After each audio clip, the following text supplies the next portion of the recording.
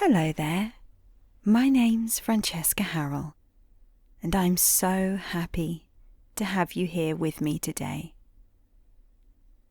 If we've never met before, I'm a British storyteller, and I read cosy, whimsical, low-stakes books to help you sleep. How are you today?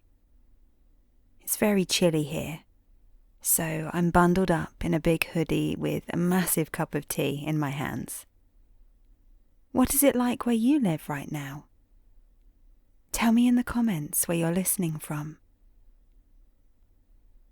Tonight, I'm sharing a bedtime story compilation. These are all original stories I wrote, inspired by places I visited or places I'd like to go someday. They feature hobbies like crochet, junk shop rummaging, reading, camping. Each story is accompanied by gentle ambient sounds to set the scene. Now, it's okay if you don't fall asleep right away. My hope is that you can at least sit back and relax as we drift from one story to the next. I'm so grateful to have you to read to today. Thanks again for joining me. Postcards from the village junk shop. It started as one of those slow, open-ended afternoons that seemed to stretch out like a cat basking in the sunshine. You'd taken the number 47 bus into the village, the one that rattles along the country lanes and stops wherever someone raises their hand. There wasn't any real reason for the trip, just one of those restless days where you feel like stretching your legs somewhere that isn't home for a change.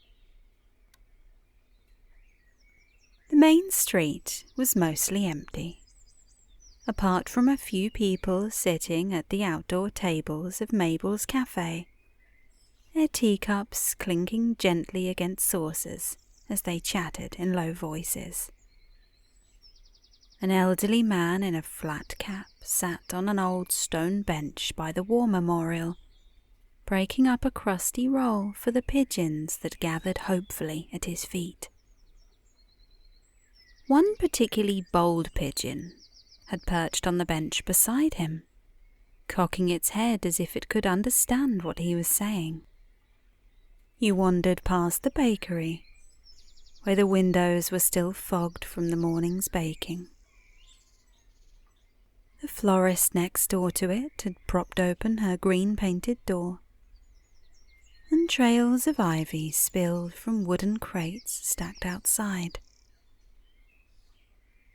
As you walked, following no particular path, a comforting smell drew you onward.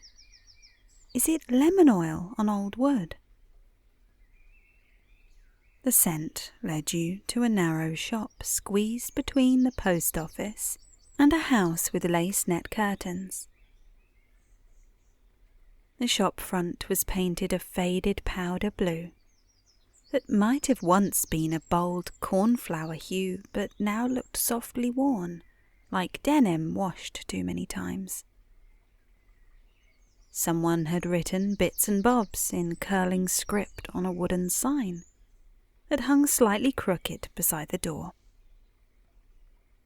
Below it, a smaller placard announced, "Postcards, 10 pence each," in simpler block letters. The door stood propped open with one of those heavy antique irons. When you pushed the door wider, it creaked on hinges that needed oil, and a small brass bell above jingled with the sound like distant church bells. "Just a moment," called a voice from somewhere in the depths of the shop, followed by the sound of something being carefully set down.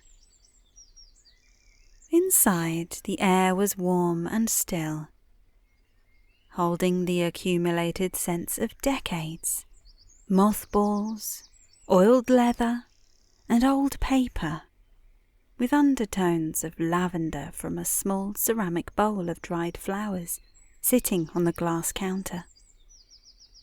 Dust motes danced in the strips of sunlight that slanted through the front window, where a large tabby cat had arranged itself among a display of vintage jewellery boxes. "There we are," said the voice, and a woman emerged from behind a tower of stacked suitcases, each one tied with a different colour ribbon.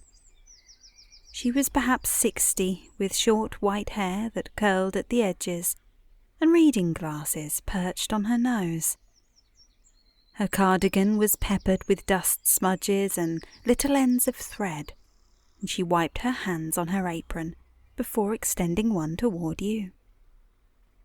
"I'm Margaret," she said with a warm smile that creased the corners of her eyes. "Don't mind the mess. I've been sorting through an estate collection all morning. Fascinating what people keep, isn't it? Have a good look around. I'll be right here if you need anything. Just wrestling with a particularly stubborn jewellery box lock."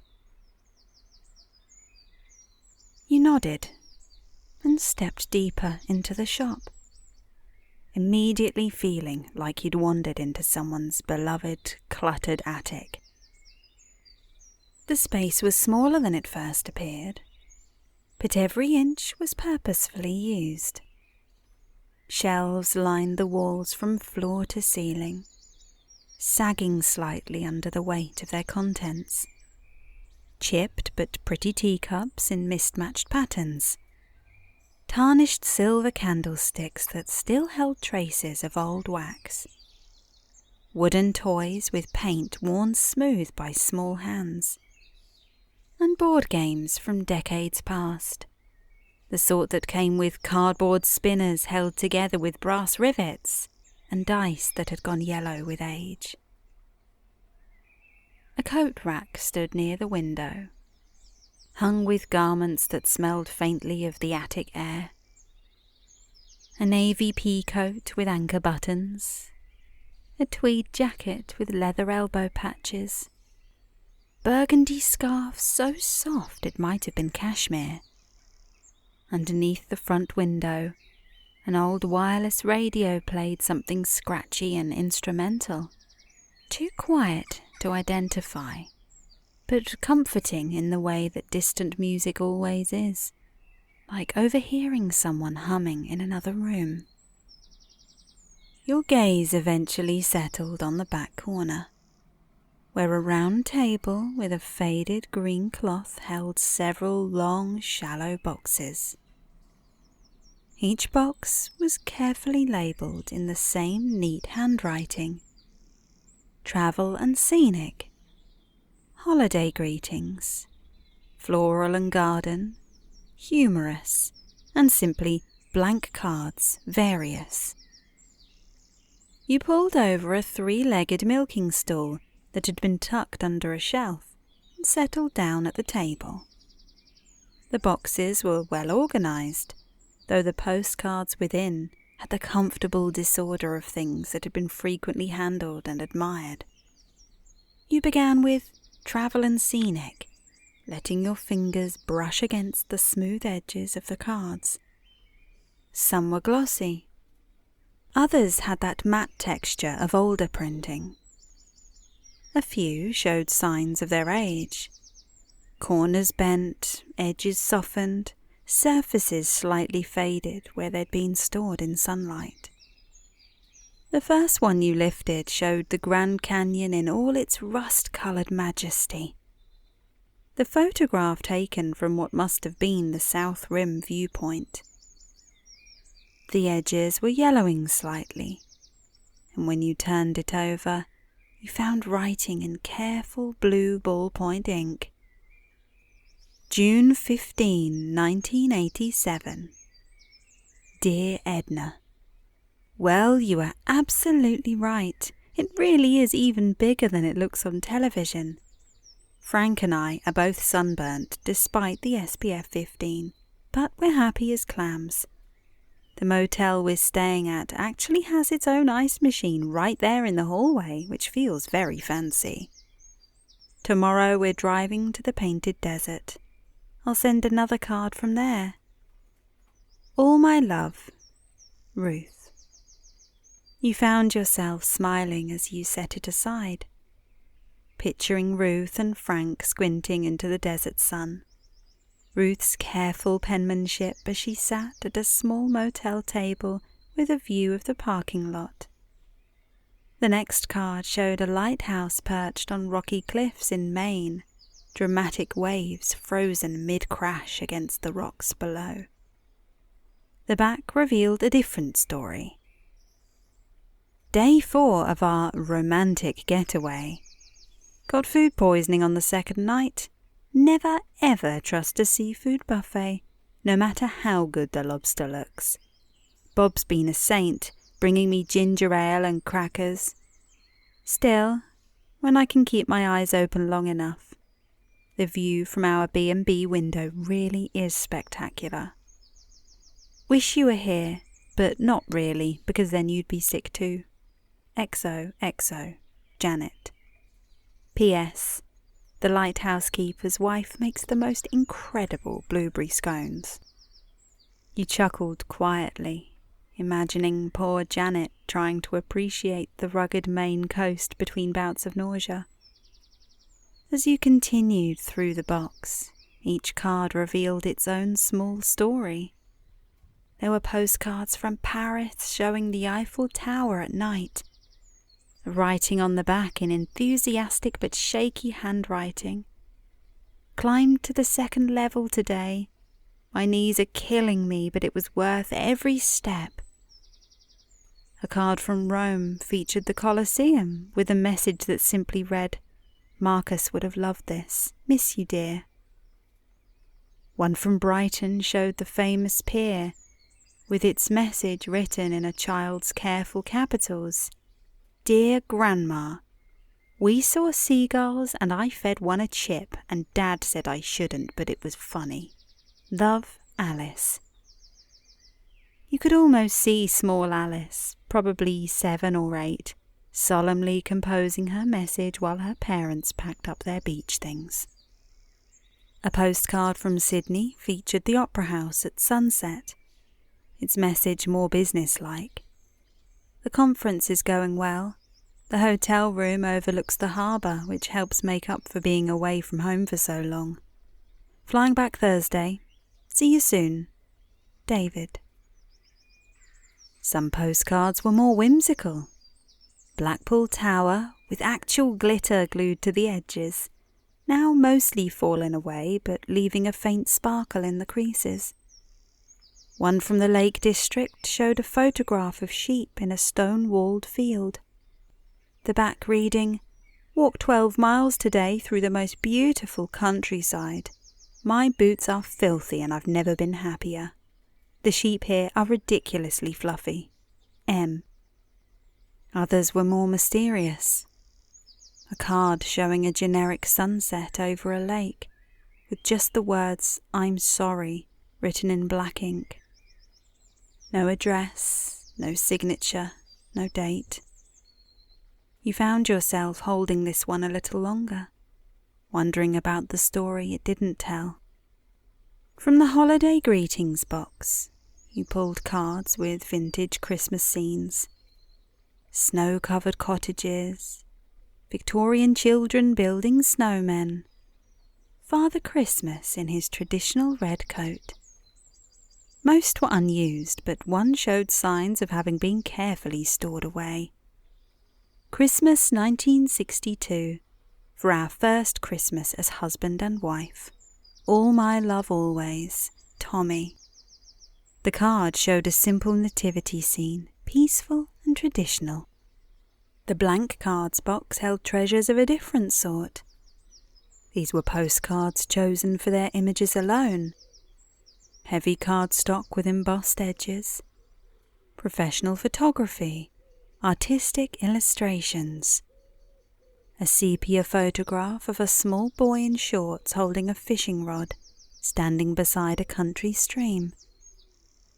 a watercolour painting of red poppies in a field, the artist's signature just visible in the corner. A whimsical illustration of a cow wearing sunglasses and a sun hat sitting in a beach chair. Each one was a small work of art, waiting for someone to find the perfect words for its back. The shop grew quieter as you sat there, the sounds of the street outside fading to a gentle murmur. Margaret had returned to her work behind the counter, and you could hear the occasional soft click of tools against metal as she worked on her stubborn jewellery box.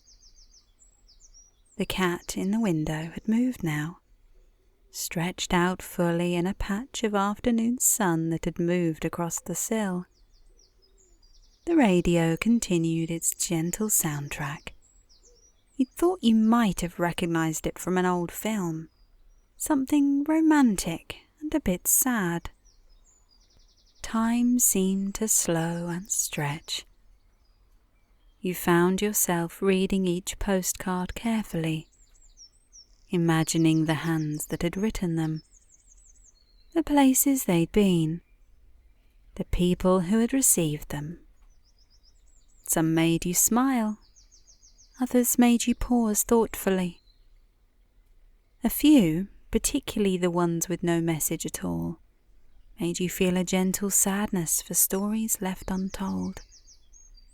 You marvelled at the stamps and postmarks of all shapes, sizes and dates, imagining each postcard on its journey in a postman's bicycle bag or among thousands of other letters in a train carriage. After what felt like an hour but might have been less, you realised you'd unconsciously created a small pile beside your elbow. 7 postcards in total. 4 that had been written on, 3 that were blank. There was no particular logic to your selection, just a collection of cards that had spoken to something in you. The Grand Canyon card from Ruth, the Lighthouse card from sick but determined Janet, a blank card with a photograph of an old stone bridge over a quietly flowing river, another with a cheery cottage illustration, and an old poem in a West Country dialect spelled out in block letters. He gathered them up and approached the counter, where Margaret looked up from her jewellery box with a satisfied expression. "Success," she announced. The mechanism was just stuck with old grime. These old pieces just need a gentle touch, you know. "Now then," she said, focusing on your small collection. "That's a lovely selection you've made." She examined each card briefly. These ones all came from the same estate sale, actually. A gentleman from the next village over, Mr. Henshaw. His daughter said he kept everything in perfect order, all sorted by date and destination. Apparently he travelled quite a bit when he was younger, and then later he just collected them. Sometimes he'd buy them from other shops like this one, or from church jumble sales. I think he enjoyed the stories they told. Margaret's hands moved efficiently as she spoke, wrapping your postcards in brown paper that had been saved from some other purchase. She tied the bundle with white string, her fingers making neat loops as she secured the bow.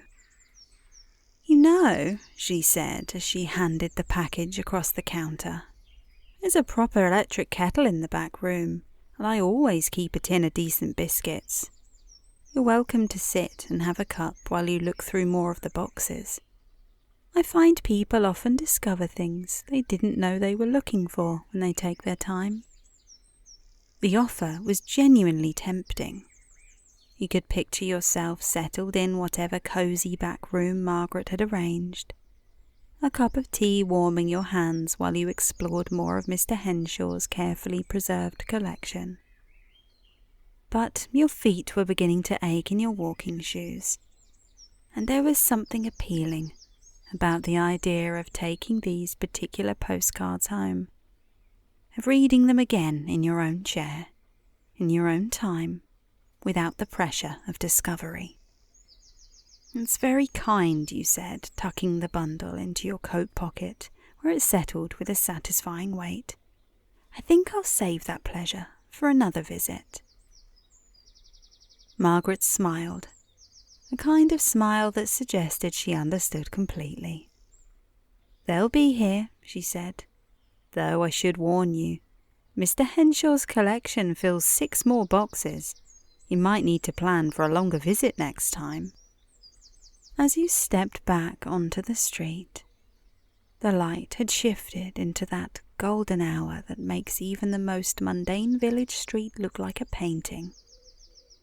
The sun sat lower in the sky, casting longer shadows and turning the stone buildings warm amber. The man with the pigeons had gone, leaving only a few scattered crumbs and the memory of his patient kindness. The cafe across the street was preparing to close, with the last customers lingering over their final cups of tea. You began walking slowly back toward the bus stop, one hand resting on the package in your pocket. The brown paper crackled gently with each step, a sound that belonged to lazy Sunday afternoons and carefully preserved treasures. Already you were imagining where you might place these postcards. One on the fridge door, perhaps, to be read while waiting for the kettle to boil. Another repurposed as a bookmark, to be rediscovered weeks later like a note from a friend. Maybe you'd even send one of the blank cards to someone, continuing the circle of small connections that postcards were meant to create. The number 47 bus rounded the corner just as you reached the stop, its engine puttering quietly. As you settled into a seat by the window, watching the village recede into the countryside, you thought about Mr. Henshaw and his carefully organized collection, about Ruth and Frank squinting into the Grand Canyon sun, about little Alice feeding chips to seagulls despite her father's protests, about Margaret patiently coaxing old jewelry boxes back to life in her cluttered shop.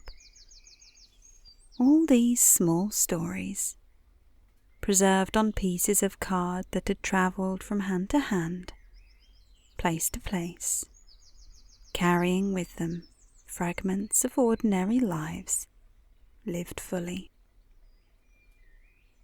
As you rest now, think of that little junk shop, still sitting quietly on its corner street, its blue paint catching the last light of afternoon.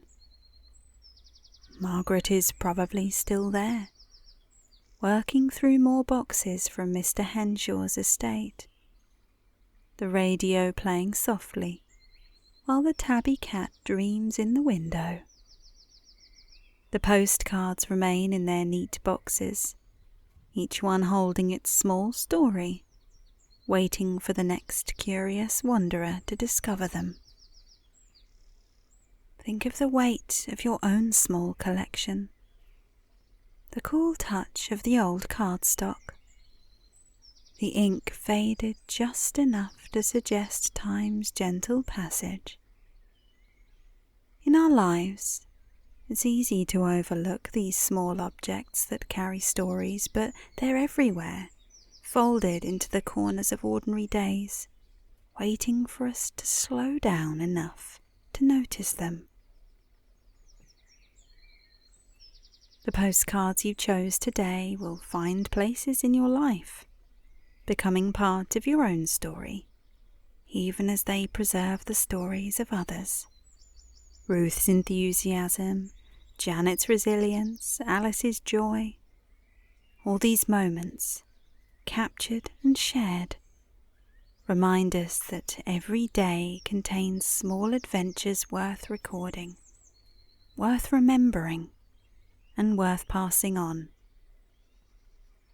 Now close your eyes. Rest.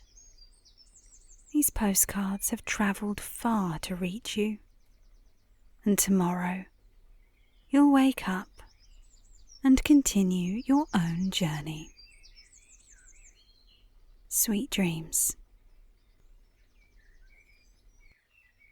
Worry mail at the village post office. Any day is a good day to visit a village square. No matter what the season, there always seems to be that air of coziness, doesn't there? Is it the quaint shops, all higgledy-piggledy, lined up along a cobbled street? Or maybe it's how proud and pretty the community flower beds look around the bandstand. The people, though, that's what really makes a village. All the characters that weave their own little tales about how they know so-and-so or what this shop used to be decades ago. Never shy to nod their head and wish you a good morning or lovely weather, isn't it? Even if you're a new face. And on this particular day, as you're making your way past the sewing shop, the haberdashery, and the little bakery with its delicious bready smells wafting out of the door a group of teenagers just opened, you happen across an old-fashioned post office. You know the kind. Not the industrial-feeling city centre post office with its concrete exterior and sleek modern posters, but the oldie-worldy kind. A weathered sort of brick building with a cheerful red awning over the front door and window. It looks more gift shop than mail centre. Painted on a wooden sandwich board in wobbly cursive is stationery supplies, delicious coffee, and trinkets. 3 of your favourite things nestled under one quaint little roof. Yes, please. You have a little bit of spending money tucked away in your bag to treat yourself with. After all, that's what this little holiday is all about, isn't it? Just a little nose round. See if you can find a nice postcard to add to your collection, or a fresh new notepad. You push the door inward and the bell tinkles to announce your arrival. From sunny and blustery outside to dim and cosy. You take a quick look around to see what you make of the place. It's not really like any post office you've been in, although it reminds you of the little one on the top of that steep hill in town where you grew up. Shelves from floor to ceiling, bursting with rolls of tape, balls of twine, envelopes in all sizes, and pens in every colour. An old lady inspects little packages of washi tape, deciding which to buy as a gift perhaps. One of those spinning stands featuring funny cards and postcards, all by local artists, seems to have attracted a boy and a girl. Their stifling giggles at one of the silly doodles on the front. And the inviting smells of coffee and pastries. You can honestly say you've never stepped foot in a post office with its own little tea room. Over the other side is where food and drinks are served, presumably. There are tables and chairs, none of which match, dotted about in a cramped, cosy sort of way. Canisters of loose-leaf tea all stacked neatly along a shelf behind the counter. A glass display proudly showing off homemade cakes, danishes and cookies. One of those posh coffee machines whirring after having delivered a frothy-looking coffee to a customer they're carrying it over to one of the tables. And there's what you'd expect from a post office, of course. A row of high counters with a pane of glass in front of each, surrounded by leaflets for currency exchange and postage prices, that sort of thing. There's something a little funny about the one in the corner, though. It's painted a different colour to the rest. A whimsical purple. On the countertop is a little box with a slot in the top. It's got something written on it. You move closer so you can make it out. Worries. How odd. And now you see it. A large cork notice board covering the back wall. Curiously, it has Worry Mail Community Notice Board written across the top in big handwritten loopy font. What is that? You take a few steps closer to the board, instinctively clasping your hands behind your back as you lean in, as though the act of reading someone's private thoughts should be done with reverence. The notes are all written in the same neat, swooping handwriting, but each on a different kind of pastel paper or card, carefully pinned with a little silver thumbtack. Some are lined, others dotted or plain. There's even one written on the back of a recipe card, the ingredients for a treacle tart peeking through faintly behind the words. Each card has a number in the corner. 17, 42, 58. That one has a tiny drawing of a teacup at the bottom. You scan the notes, not in a nosy way, but with a kind of gentle curiosity. 31. I've just moved here and I haven't made any friends yet. I feel silly for thinking I would fit in quickly. 49. My cat passed and my house feels so empty without her. 12. My grandchild is struggling at school and I don't know how to help. Some are longer. Some are just a single line. One simply says, 5. I feel lonely. Your throat catches a little. It's strange, isn't it? How such a small sentence can feel so large. There's an instruction card too, to help you make sense of all this. It reads, "The Worry Mail Community Notice Board is our village's way to give back to those who might need a helping hand to feel better in tough times. It's anonymous and available for anyone to use. We hope that it spreads kindness and love to all. You never know what someone is going through." How to use. For worriers.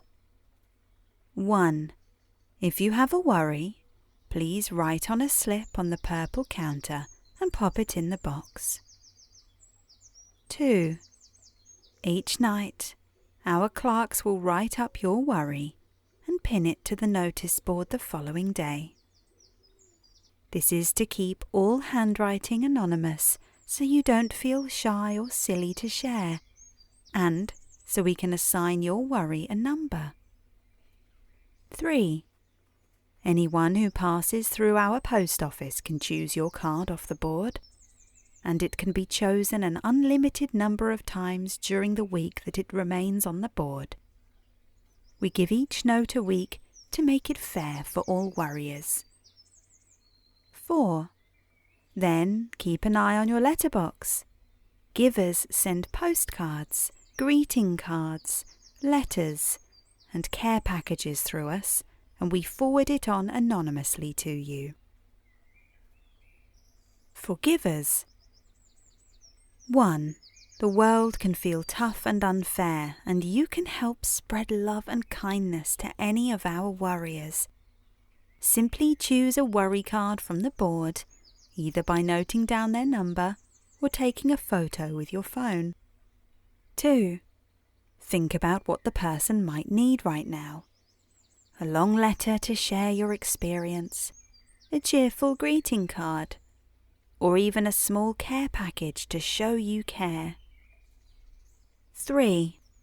Once you have written your letter or packaged your parcel, take it to the purple counter. Our designated worry clerk will process your postage and put it aside, ready to be mailed. To encourage givers and worriers, we have contributed to the price of worry mail and subsidised the cost of stamps, meaning the price of all worry mail is 1 penny for letters and 5 pennies for packages. Thank you, worriers and givers. We appreciate you, making the world a better place. What a lovely idea! Have you ever seen something like this before? Well, now you know exactly what to spend some of your money on. You glance around the shop again. Nobody is watching you. The old lady has chosen her washi tapes and is now chatting to the girl behind the till, laughing softly about how she always buys more than she needs. The kids are gone, and someone else is admiring the cakes under a glass dome. Maybe, just maybe, you could pick one. Offer something gentle, something kind, something that could let a stranger know they've been heard. You select one from the board, number 31, the one about making new friends, and scribble the number gently on a piece of paper and pop it in your coat pocket. And you turn your attention to the stationery corner. It's a treasure trove. Racks of notebooks in every size and colour. Stickers in neat little packets, some with animals, others with flowers or stars. There are writing sets too, matching paper and envelopes, some with botanical prints, others with sleepy-looking bears and rabbits in woolly scarves. You pick up a little bundle wrapped in twine, a writing kit with pressed flower designs and a pencil that smells faintly of lavender. Maybe just one trinket. You spot a little enamel pin shaped like a teapot with "Take things slow" written in loopy gold letters. It feels right. A good luck charm for someone starting fresh. After you've chosen your items, you make your way over to the tea room side and order a hot drink and a toasted tea cake with butter. The woman behind the counter gives you a warm smile as she prepares your tray. You sit down at a corner table, the seat cushion mismatched and a little squishy. Your drink steams gently in front of you, and outside you can just see the wind tugging at the edges of the red awning and the busy street bustling with villagers and tourists. You take out the crumpled paper from your pocket and read it again, carefully, before setting it down beside your stationery. Then you begin to write. Not rushed, not perfectly, just sincerely. You picture the person behind the note. Imagine them standing in a hallway of doors, unsure which to knock on. Their hands in their pockets, fidgeting with nerves and hopes and a small crumpled bus ticket. So you write them a letter like you'd want to receive. Kind, steady, like a cuppa in envelope form. You start with, "Hi, I saw your worry today. I just wanted to say, I think you're doing something really brave. and you carry on from there, talking about how beginnings often feel like endings at first, how unfamiliar streets become landmarks. You tell them how courage isn't loud or flashy. It's just showing up anyway. You seal the note and tuck a sticker on the back, a tiny gold star, because obviously they deserve one. By now your drink is half gone, and the butter on your tea cake has melted into sweet, glistening craters. You take a bite. Warm. Comforting.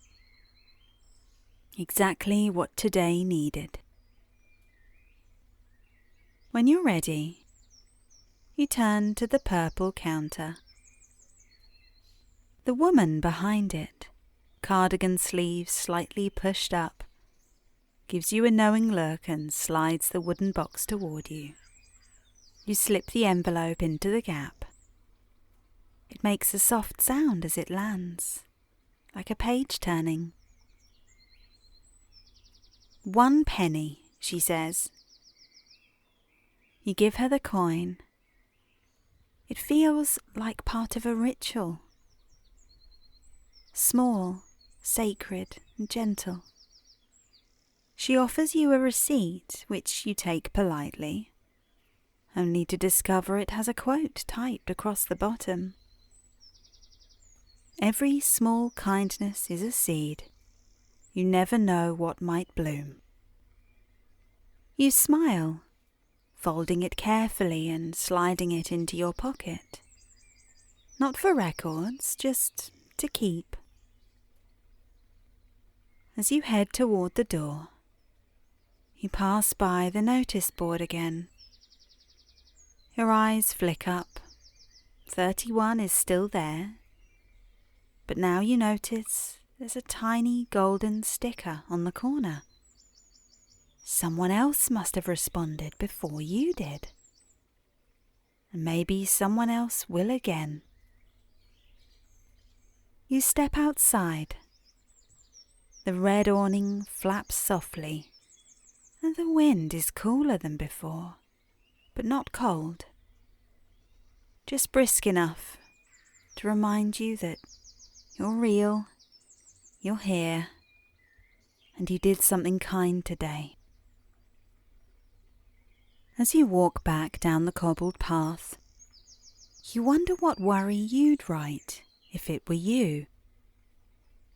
You imagine what advice someone might give you, and you wonder who you'll write to next.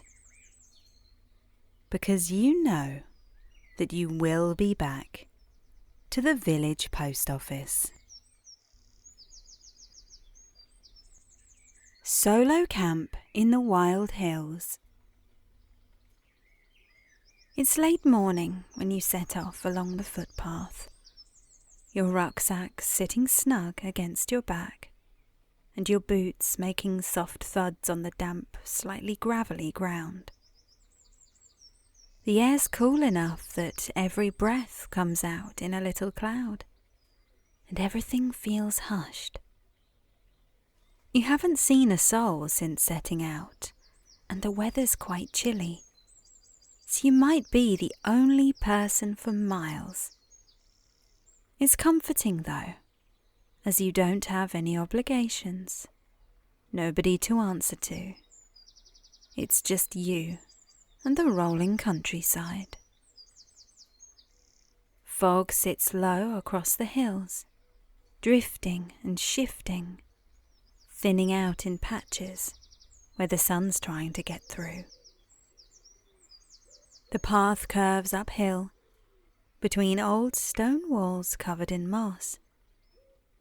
You marvel at how they've clearly been there for decades, maybe even hundreds of years, and they're still standing, though they look nothing more than stacked flat rocks.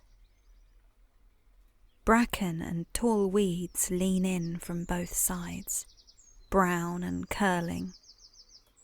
and every now and then a drop of water falls from one of the fronds and lands with a quiet tap on your sleeve.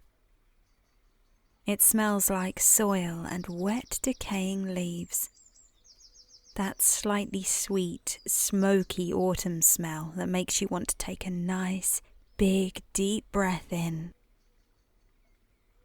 You can hear sheep somewhere up ahead, though you can't see them yet through the fog. The sound is strangely comforting, a reminder that even in all this mist and quiet, there's life out here going about its business after all. You keep walking, your back bent forward a bit to combat the steepness of the hill, and your pack creaking gently with the movement of your shoulders. It's a steady rhythm, the crunch of your boots on the path, the soft give underfoot, the occasional clink of a loose stone. You're not in any hurry. You got everything you need with you. Tent, camping stove, sleeping bag, and enough food for tonight. You're looking forward to a nice warm meal already. The cold air knows how to work up an appetite. For now, you can rely on your trusty flask filled with your favourite hot drink to keep you going as you make your way up and down the hills. After a while, the path dips down into a little hollow, where some trees grow close together, their branches dripping with dew.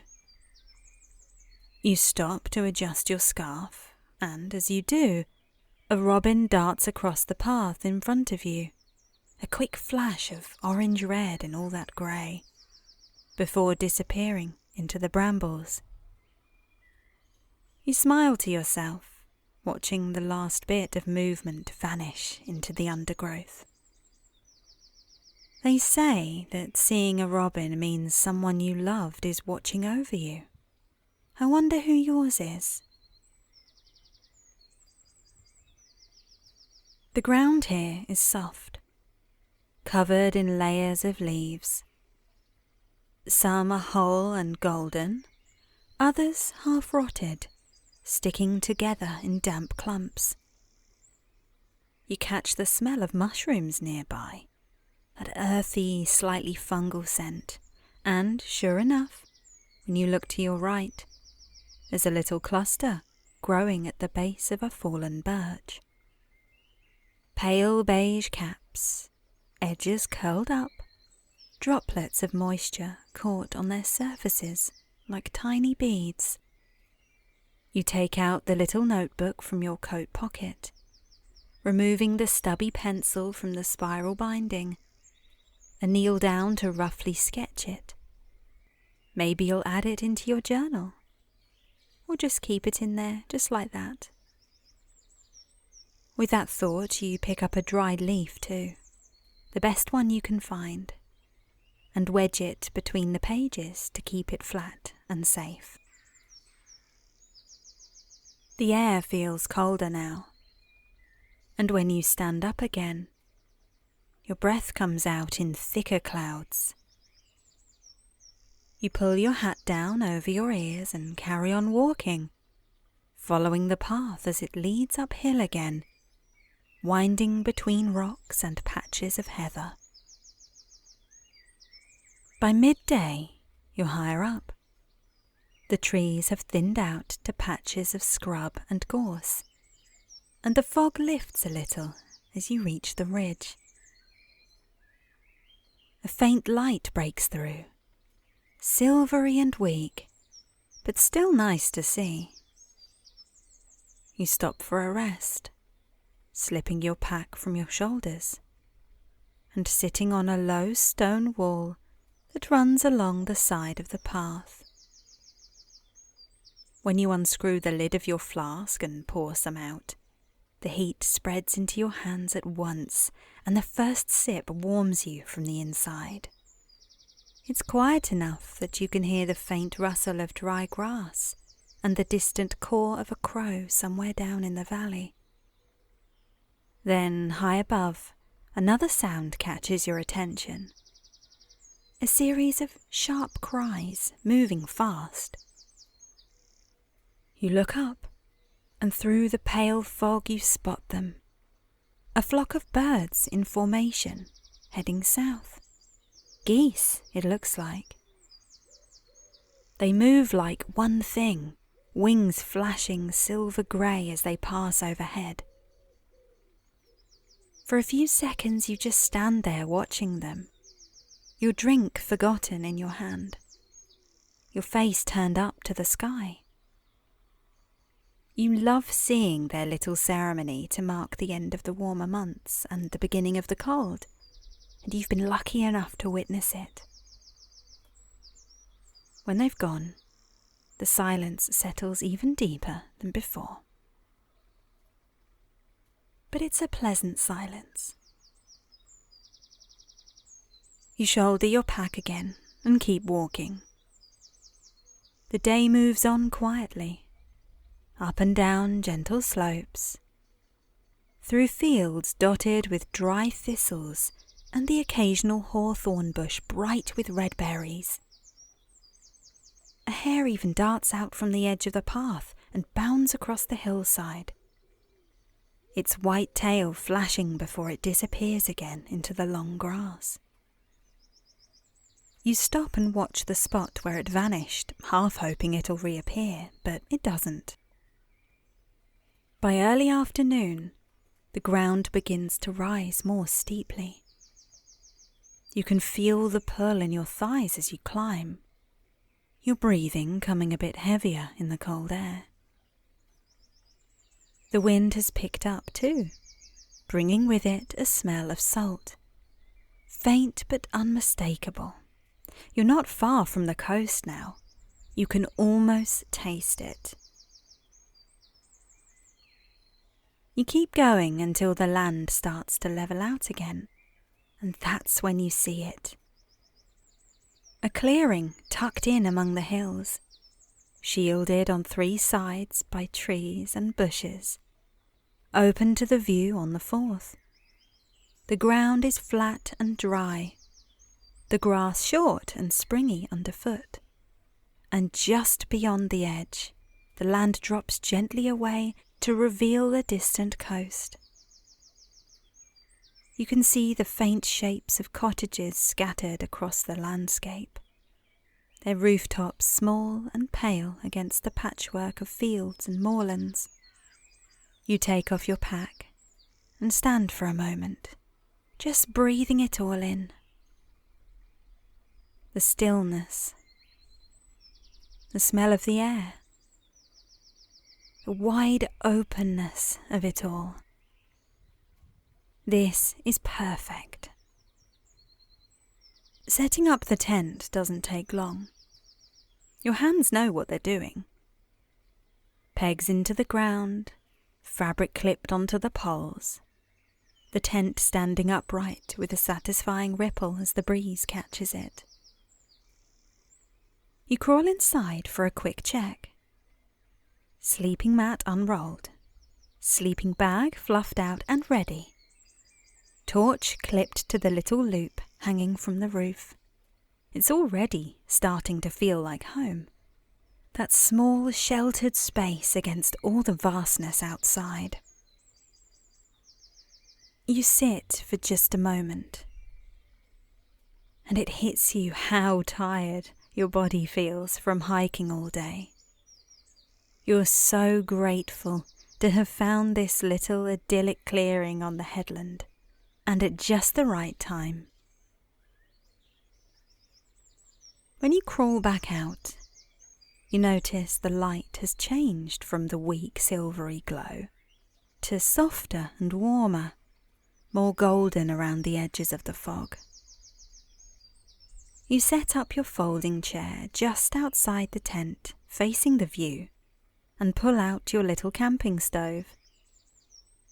The faint metallic clink of the ignition sounds loud in the quiet, followed by the gentle hiss as the flame catches and settles into a steady blue ring. You open a tin of soup with your Swiss Army knife. Thick vegetable, the sort that's more like a stew really, and pour it into your little pan. The smell rises almost immediately, rich and savoury, mingling with the faint scent of heather and damp grass. While it warms, you tear off a chunk of bread from the loaf you packed this morning. It's a bit squashed from being in your rucksack all day, but somehow that makes it taste better. Rustic, chewy, and perfect for dipping. You eat slowly, blowing on each spoonful before it goes in your mouth, watching the fog roll in low waves over the distant hills.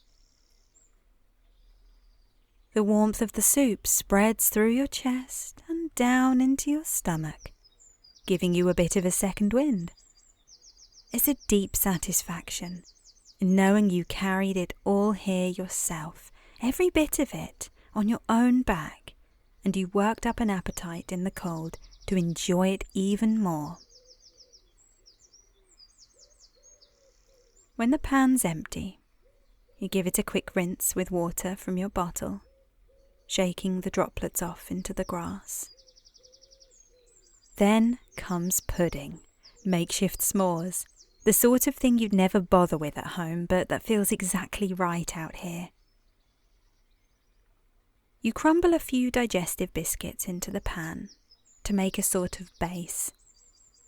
Sprinkle a handful of chocolate chips over the top and drop a few marshmallows on.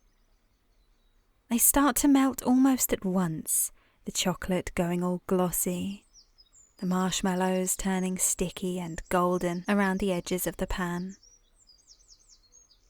You stir it all together with your spoon until it forms a warm, sweet mess, and eat it straight from the pan. It tastes wonderful. You're getting pretty sleepy now. Your belly is full, and the lovely hearty food has you so content that you can't imagine feeling any happier than you are right now. You let your eyes slide out of focus, your tongue running along the roof of your mouth to savour the last of the chocolatey goodness.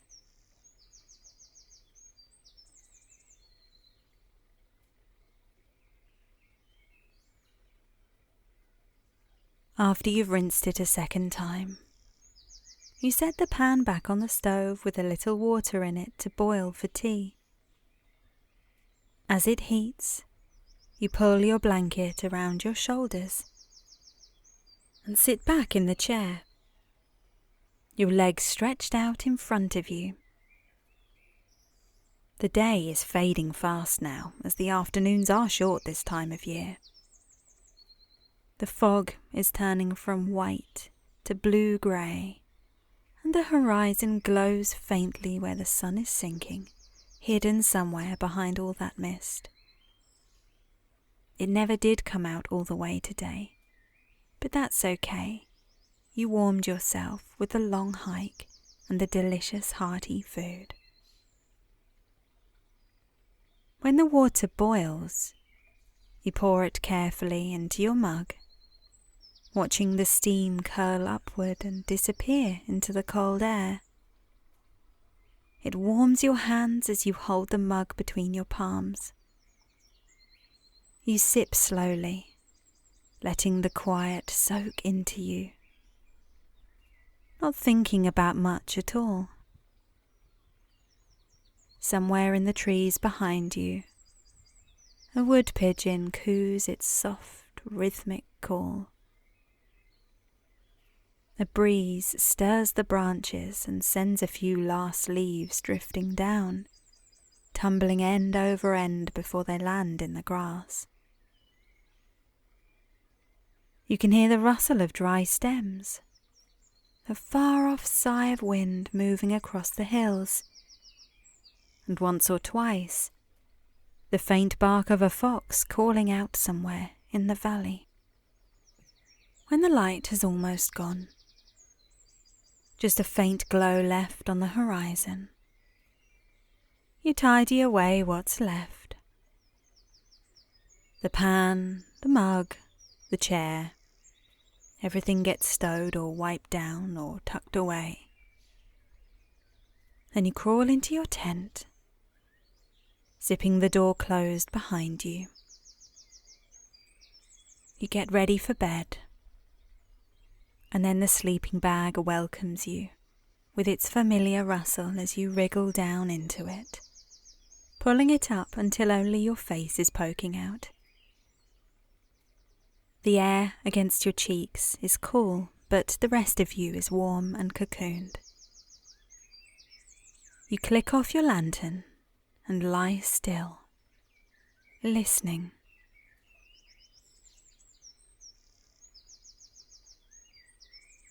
Outside, the night creates its own sort of lullaby.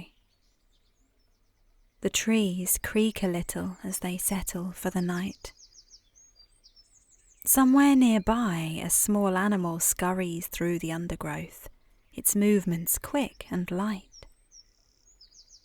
The wind threads itself through the branches, steady and low, a constant backdrop to everything else. You can feel the day's walk in your legs, that pleasant heaviness that comes from real movement, from fresh air and distance covered. Your body feels properly moved in the best way, tired but content. It makes sleep feel like a reward. The warmth of your sleeping bag wraps around you, and as you close your eyes, you picture the fog outside thickening again, hiding the hills, the coast, the whole quiet world you've walked through today. Everything becomes still, like the land itself has let out a long, slow breath.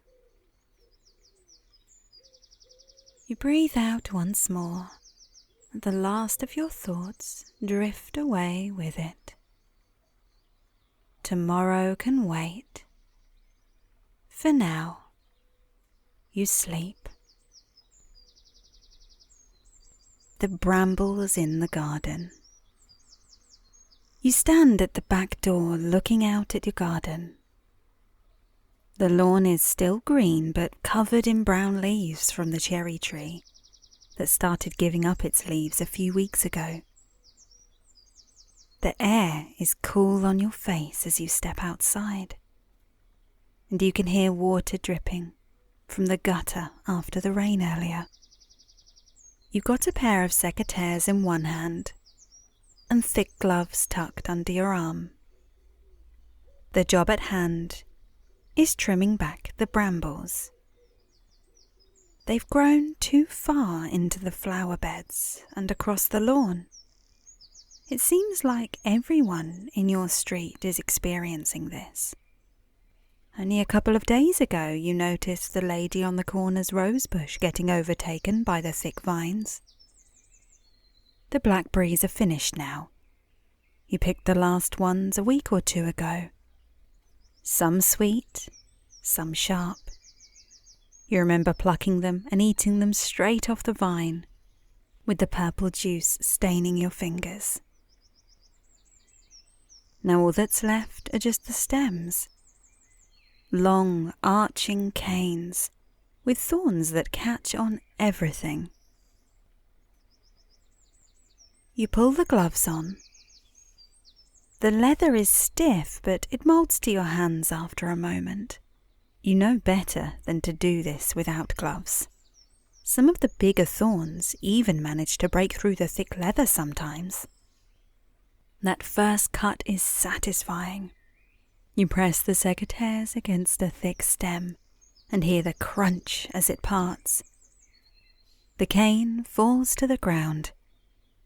The cut end smells faintly green, though the air still smells mostly of damp leaves and earth. You work your way along the patch, cutting piece by piece. The brambles cling to each other, thorns hooked together, so each one has to be pulled free very carefully. The sound is snapping, tearing, rustling. Sometimes a cane comes loose suddenly and the dry leaves brush your arms.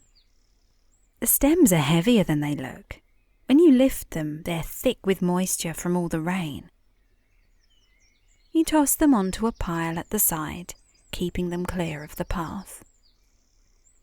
Your neighbour, Janet, appears at the fence. She's in her 60s, always out in her garden.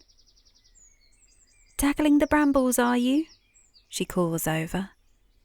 "Yeah, finally getting round to it," you say, straightening up. "I should do mine," she says, looking at her own tangle along the back wall. "Though I keep telling myself they're good for the birds." "They are," you agree. "I saw a blackbird in there yesterday."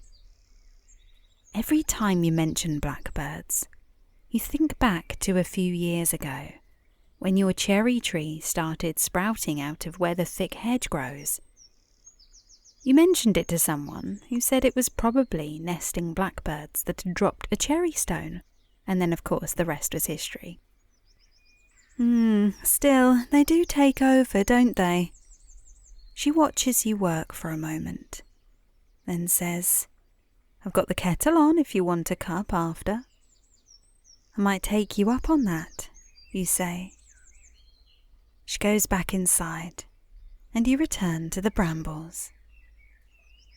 As you work, you notice details. A few dried blackberries still cling to the higher stems, those ones that you can't quite reach, and they're shriveled and dark. At the base, there's a nest of dry leaves where something small has been through, maybe a hedgehog. You're careful not to disturb it too much, just in case. The brambles are a nuisance, but they're not all bad. In summer, the flowers were covered in bees. You'd see butterflies landing on them, opening and closing their wings slowly. Later, the berries fed the blackbirds and thrushes that came in from the hedge. Even now, the brambles shelter the wrens and robins. But left alone, they'd take over the whole garden. So you keep cutting, pulling, stacking. There's a rhythm to it. Your breath makes small clouds in the air. Your body warms up with effort. Every so often, you pause and listen. Somewhere down the lane, a dog barks. A wood pigeon leaves the cherry tree with a clatter of wings. Otherwise, it's just the wind in the hedge. Your partner opens the back door and leans out. "How's it going?" "Nearly there," you say. "You want a hand?" "I'm all right, nearly done now." They nod. "Don't forget we've got those bulbs to plant." "I know, I was thinking I'd put them here once this is cleared." "Daffodils?" "Yeah." They go back inside, and you finish the last few stems. When you're done, there's a clear patch where the brambles were. The soil looks raw and disturbed, but it'll settle. The pile of cut stems looks almost like a wall. Thorns tangled together, waiting to go to the compost heap. You peel off your gloves. Your hands are a bit sore. There are red scratches on your wrists where thorns got past the leather. You can smell damp soil on your clothes and a faint sweetness from the cut stems. You remember your grandmother doing this same job when you were younger. She'd spend whole afternoons out in her own unusual circular-shaped garden that you loved so much. She was methodical, working through the borders one by one. Her hands veined and spotted with age, would grip the secateurs firmly. "Stubborn things," she'd mutter, but she never got rid of them completely. "They'll be back next year," she'd say with a slight smile. "Always are." She was right. They will be back. And when they are, they'll bring flowers and berries again, and work. Back inside, you set the gloves and secateurs by the door. Through the window, you look at the garden once more. It looks tidier, though you know the brambles will return. They always do. There's something balanced about that. The work and the reward, the nuisance and the fruit, all in the same plant. You think about going next door for that cup of tea. But first, you wash your hands at the kitchen sink. The water runs brown at first, then clear. Your hands are cold from being outside. The warm water feels good. You dry your hands and look at the clock. Nearly 4. The light will start going soon. You pull on a clean jumper and head out the front door, walking the few steps to Janet's gate. The path is wet and there are leaves stuck to it. You can smell more wood smoke now, probably from a few gardens down. Janet answers before you finish knocking. Come in, tea's ready." Her kitchen is warm. There's condensation on the windows, and the radio is on low, some program about gardening. She pours from a pot that's been sat under a cosy, the tea dark and strong. "Milk? Please." She hands you the mug and you wrap both hands around it. The heat seeps into your fingers, which are still cold from being outside. "Sit down," she says, gesturing to the table. You sit. The chair is old and wooden and creaks slightly. Janet sits across from you with her own mug. There's a plate of biscuits between you. Digestives, plain ones. "Get it all done then?" she asks. "Yeah, it took longer than I thought." "It always does." She dunks a biscuit in her tea. "I'll have to do mine before the frost comes, though I keep putting it off." "They're not going anywhere," you say. She laughs at that. "No, they're certainly not." You sit in comfortable quiet for a moment. The radio murmurs in the background. Outside the window, you can see her garden, which is tidier than yours, but still has that same tangle of brambles at the back. Janet talks a bit about her son who's supposed to visit next week, and about the frost that's forecast for later in the week. You half listen, half watch the light starting to fade outside. The garden is going grey. A blackbird lands on her fence, looks around, then flies off. The mug is warm in your hands. Your body feels tired now, the good kind of tired from being outside and doing something physical. Your shoulders are a bit stiff. Your fingers are warming up slowly. After a while, you finish the tea and stand up. "Thanks for that." "Any time," said Janet. "You know where I am." You walk back to your house. The garden looks different in the fading light.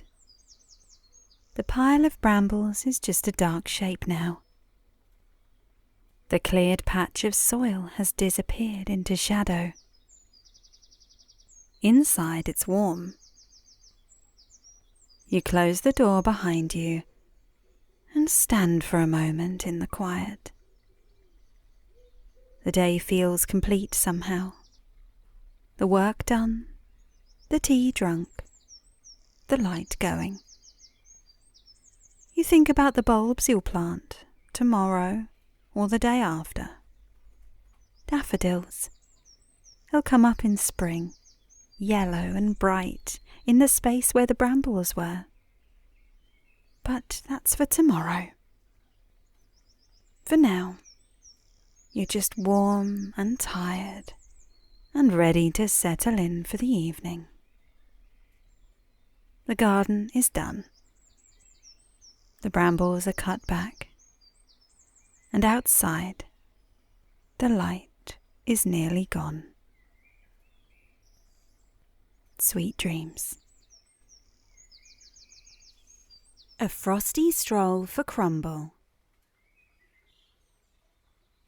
Flexing his big, fluffy paws so his toes spread out in a big fan, Crumble stretched out his legs and rubbed the top of his head against the soft blanket he was laying on. Just a couple more minutes. After all, cats didn't really need to fill their days with much other than laying, eating, washing, and occasionally playing if the mood struck. There was nowhere his owner expected him to be. In fact, it seemed like laying dozily and purring now and again was exactly what they wanted from him, and that suited Crumble just fine. After napping for a little while longer, Crumble felt the urge to get up from his spot on the sofa in front of the crackling fire and hunt for some food. Of course, hunting, according to Crumble, meant he simply needed to check his bowl in the kitchen. His humans had learned that if there was even a glimpse of the bottom of his ceramic dish, a few loud and persistent meows would have it topped up again in no time. He gave one more large arch of his big fluffy back and a dramatic yawn. Leaping carefully down from the sofa, he sauntered across the living room rug and into the kitchen to investigate the food situation. The icy stone tiles were a bit of a shock to his feet, but he got used to it after a few seconds. After a few mouthfuls of food, a crisp breeze from outside wafted through the gaps in his cat flap, making his whiskers twitch. Although chilly, the wind carried tempting smells that only a cat would notice. The scent of a distant chicken being roasted, the smell of nature and birds and grass, the nip of frost on the air.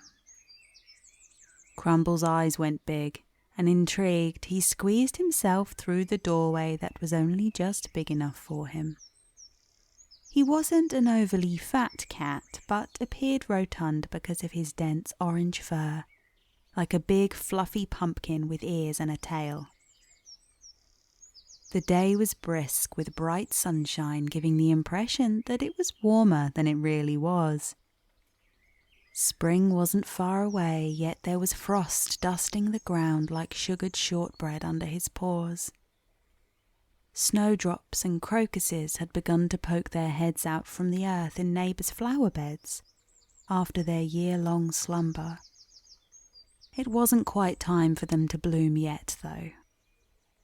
The morning frosts would come back for a few weeks still, until this corner of the world gently thawed. The plump, ginger cat set off down the street, nose in the air and eyes alert.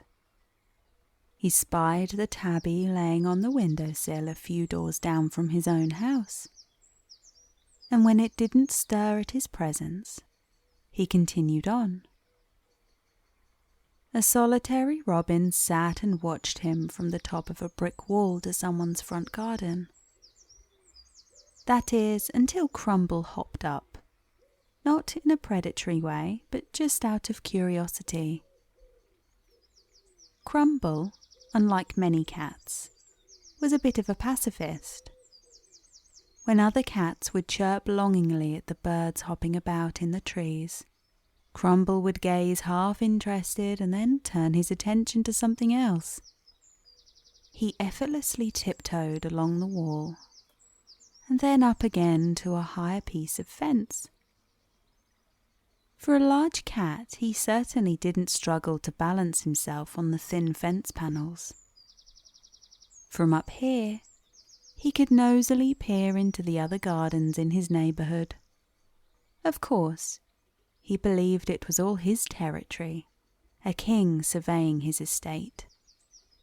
He leisurely licked his front paw as a light breeze blew against him, wafting those earlier smells of roasting chicken from a neighbour's kitchen, where they were probably getting an early start on a Sunday roast. As a cat, Crumble didn't understand the calendar that humans used, but he knew that once every few days there was a particularly delicious aroma of food whirling through the streets, and on these days his owners sometimes dropped a little bit of chicken onto a plate for him to enjoy. With this thought in his mind, he graciously stretched his body vertically down the other side of the fence, holding out his paws in front of him to stop himself from falling, giving it a quick pluck with his claws, and flumping down onto the patch of grass, crunchy with frost. Blades of grass like desiccated coconuts sticking up out of the ground. It was too cold for the grass to begin growing again. Still the same length as it had been in the autumn when the people here last cut it down. Taking a few steps with the hard earth underfoot, a wave of energy overtook him, as it seems to be the way with cats. Wiggling his behind, his ears flat against his head with huge pupils, he darted on top of a rogue leaf and caught it underneath his feet. I told you he's a pacifist, except when it comes to fallen leaves, apparently. Using his big, soft paw pads, he played with it a while, running back and repeating the same pouncing predator dance over and over until another, more interesting sound pricked his ears. He could hear his biscuit box being shaken down the street. At the click of a finger, or the rattle of a dry cat food box, he abandoned the leaf, now in tatters, and leapt up onto the fence, striding along the brick wall. 2 blackbirds now sat, and promptly flew away when they caught sight of the cat coming towards them. The frost on the pavement was gradually melting, but still just as cold. Hopping merrily with his nose in the air and his tail curled into a shepherd's hook, he bolted back through the cat flap and into the warmth of his kitchen. The stone floor now seemed pleasant compared to the frost-bitten ground outside. He weaved between the legs of his owner as she fussed him on top of his head and poured a generous helping of biscuits into his dish. Playing with leaves and leaping up and down on fences all morning had got Crumble's stomach rumbling. So he contented himself by eating half a bowl of food in one sitting, swallowing some biscuits whole and taking some out of the dish individually, giving them a good shake before crunching them up. Feeling sleepy, warm and content, he strode back into the living room. Across the hardwood floor and woven rug, saving the rug's inviting tassels for another time. He could attack them any time he wanted to, but right now he wanted nothing more than to curl up in his favourite spot next to the fire and gently fall asleep. And Crumble did just that. The end.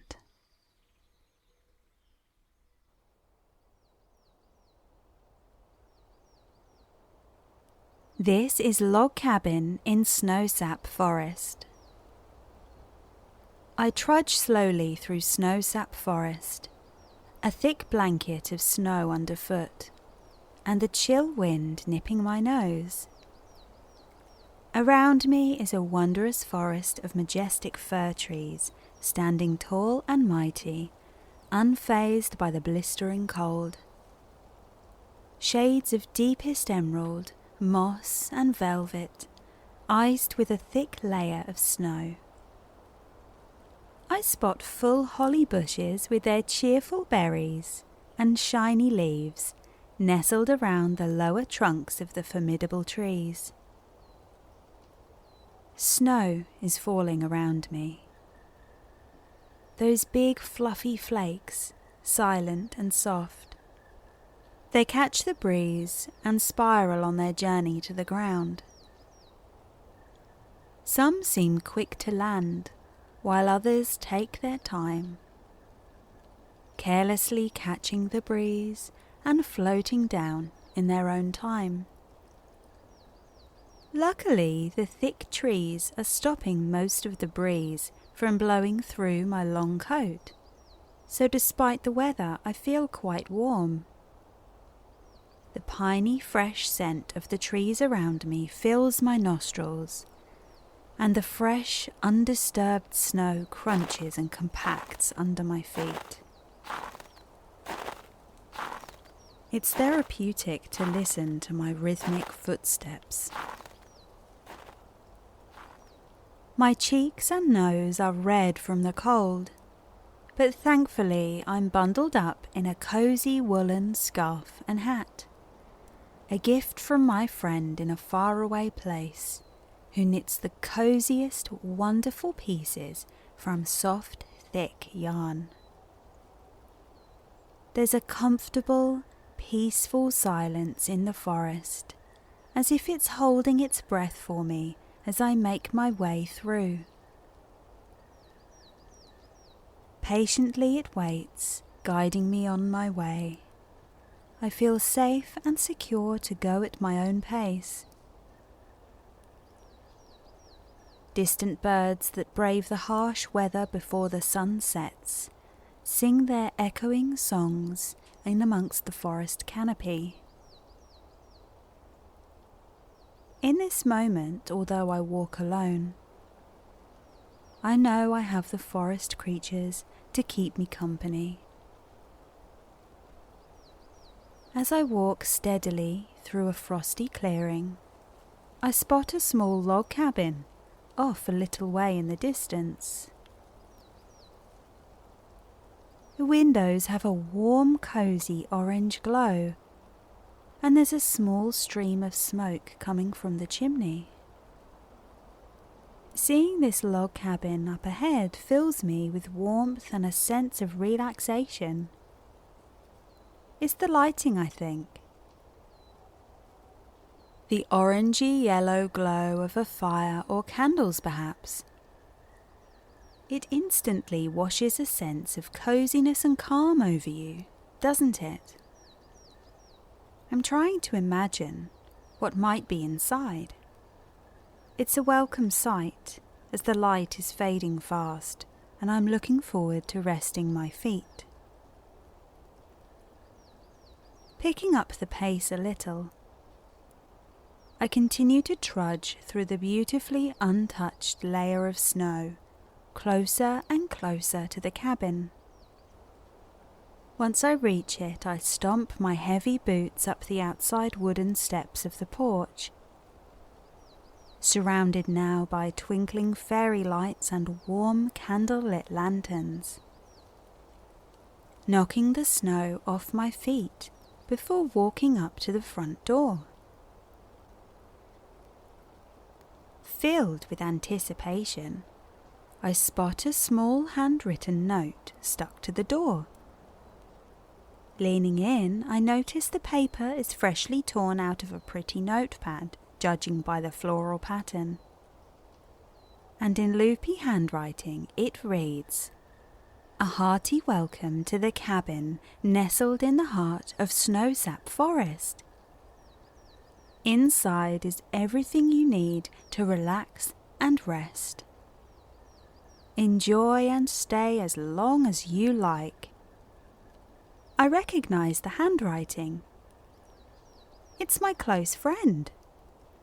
It seems they've decided to treat me to a little break from the cold weather, for which I'm extremely grateful.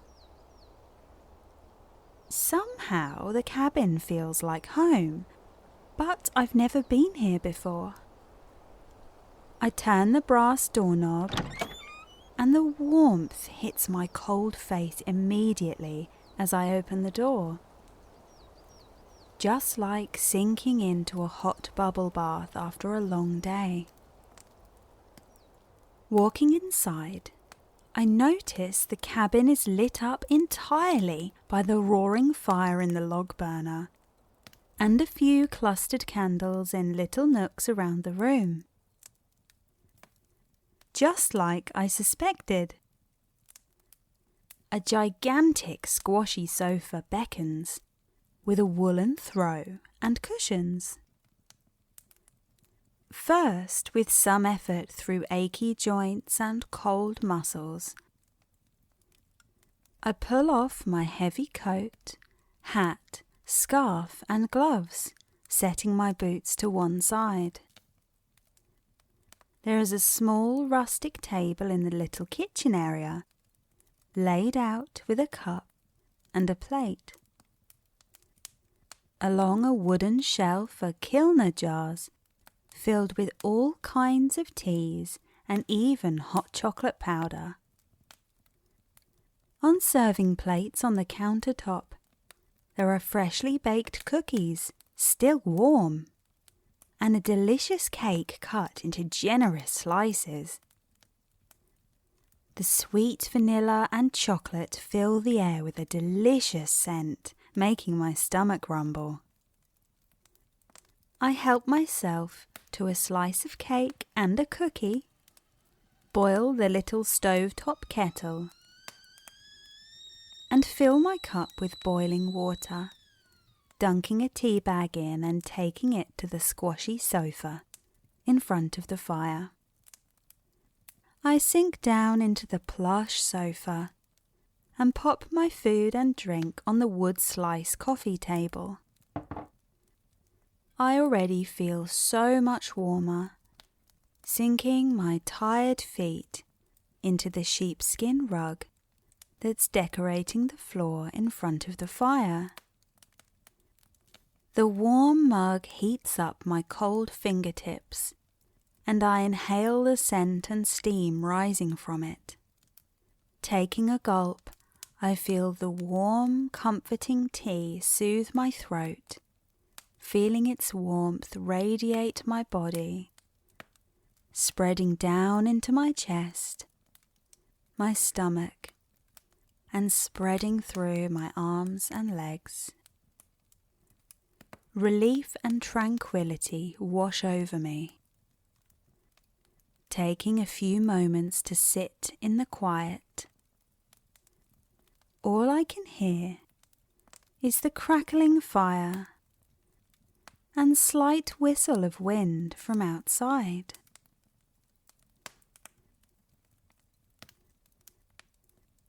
I hadn't realised how tired my body feels until I sat down and took the weight off my feet.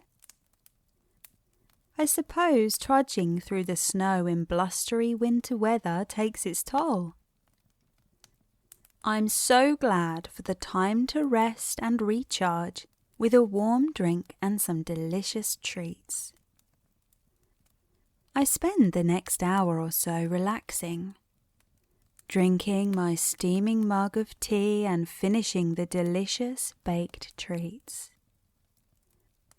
In this moment, I am so grateful to have my friend arrange something that I sorely needed. A wave of tiredness flows over me, and my body is heavy and not ready to leave just yet. My eyes are drooping, and I'm finding it tricky to keep them open. I'll lay down, just for a few moments. I get up briefly to blow out the candles and settle back down. The fire has burned down now to a low glow of embers. Lifting my heavy legs onto the sofa, I grab the thick tartan throw from the back cushions and drape it around me. I lay back and rest my head on the soft cushions. The crackle of the fire lulls me further into relaxation, my eyes drifting out of focus as the amber glow from the fireplace dances on the cabin walls. I gently close my eyes and drift off. The end.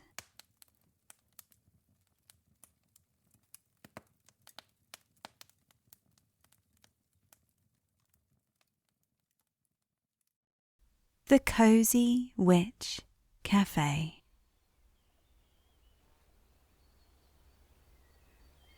In the heart of a forest in springtime, where the flowers peeked through the soil, and there were dozens of beautiful and interesting creatures living together in harmony, there stood a quaint little witch cafe nestled in the thick trees. It looked to be the shape of a giant toadstool, with windows and a crooked chimney poking through the cap roof. It was a place of magic, mystery, and warmth, where the air was always infused with the scent of spices and herbs, and the walls were adorned with twinkling fairy lights. It was hard to say how long the cafe had stood there, but it felt like it could have been there 100 years.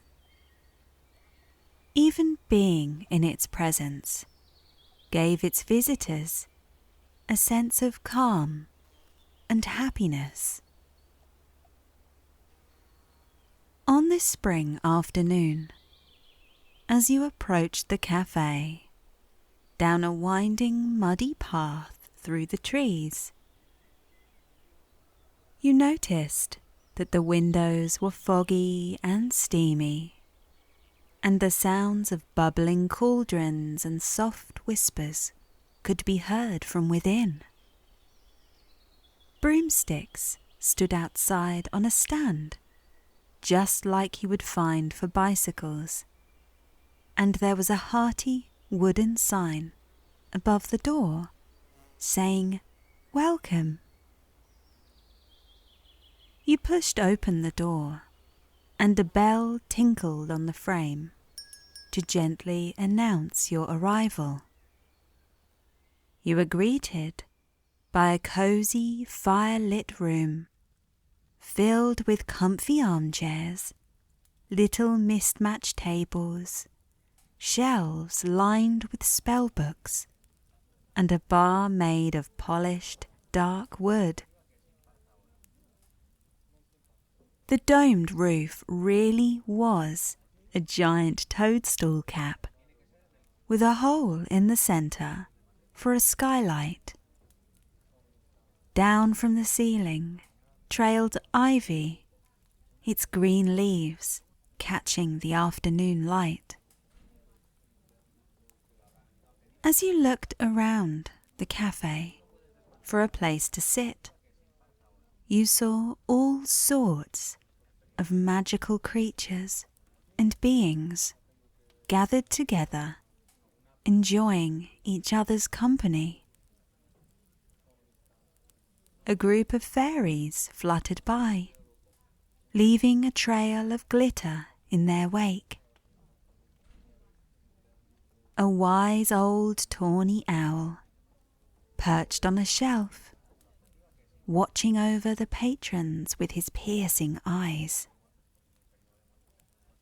A trio of mischievous gnomes played a game of cards in the corner, cackling and teasing each other.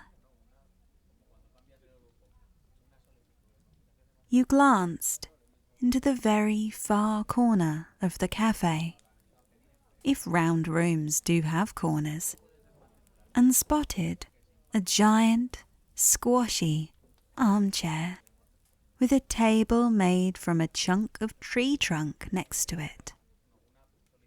You made your way over and sunk deeply into the comfortable chair, noticing how it hugged your body and supported your weight.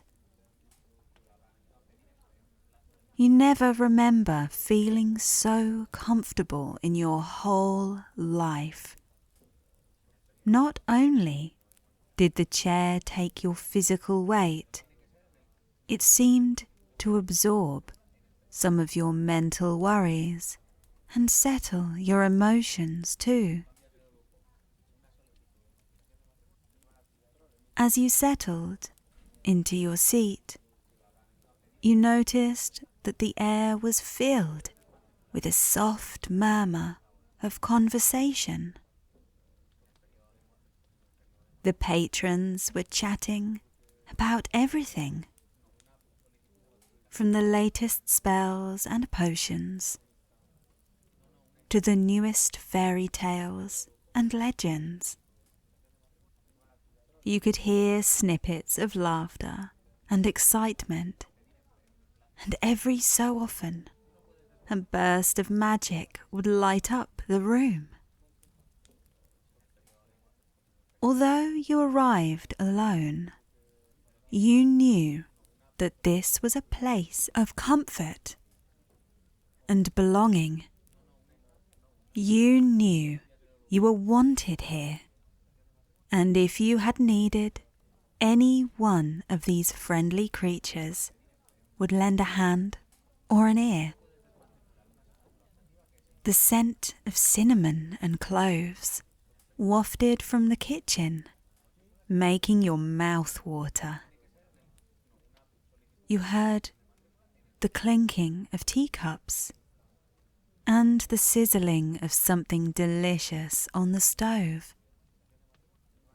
You felt the warmth of the fire on your skin and the softness of the cushions beneath you. It was as if you were wrapped up in a cozy blanket of magic and comfort. After a few moments, a kind, wrinkled old witch approached you, offering you a steaming mug of spiced apple cider. The steam rising from the mug seemed to have a pearlescent quality to it, and when you breathed it in, it cleansed your nose, throat, and lungs, spreading warmth and contentment throughout your body.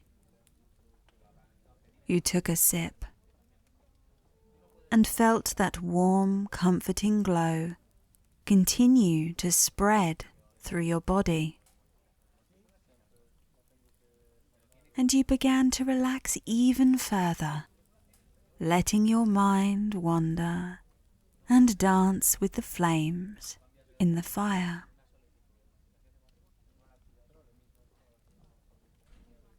As you sat there, sipping your cider and listening to the chatter around you. You began to feel a sense of peace wash over you.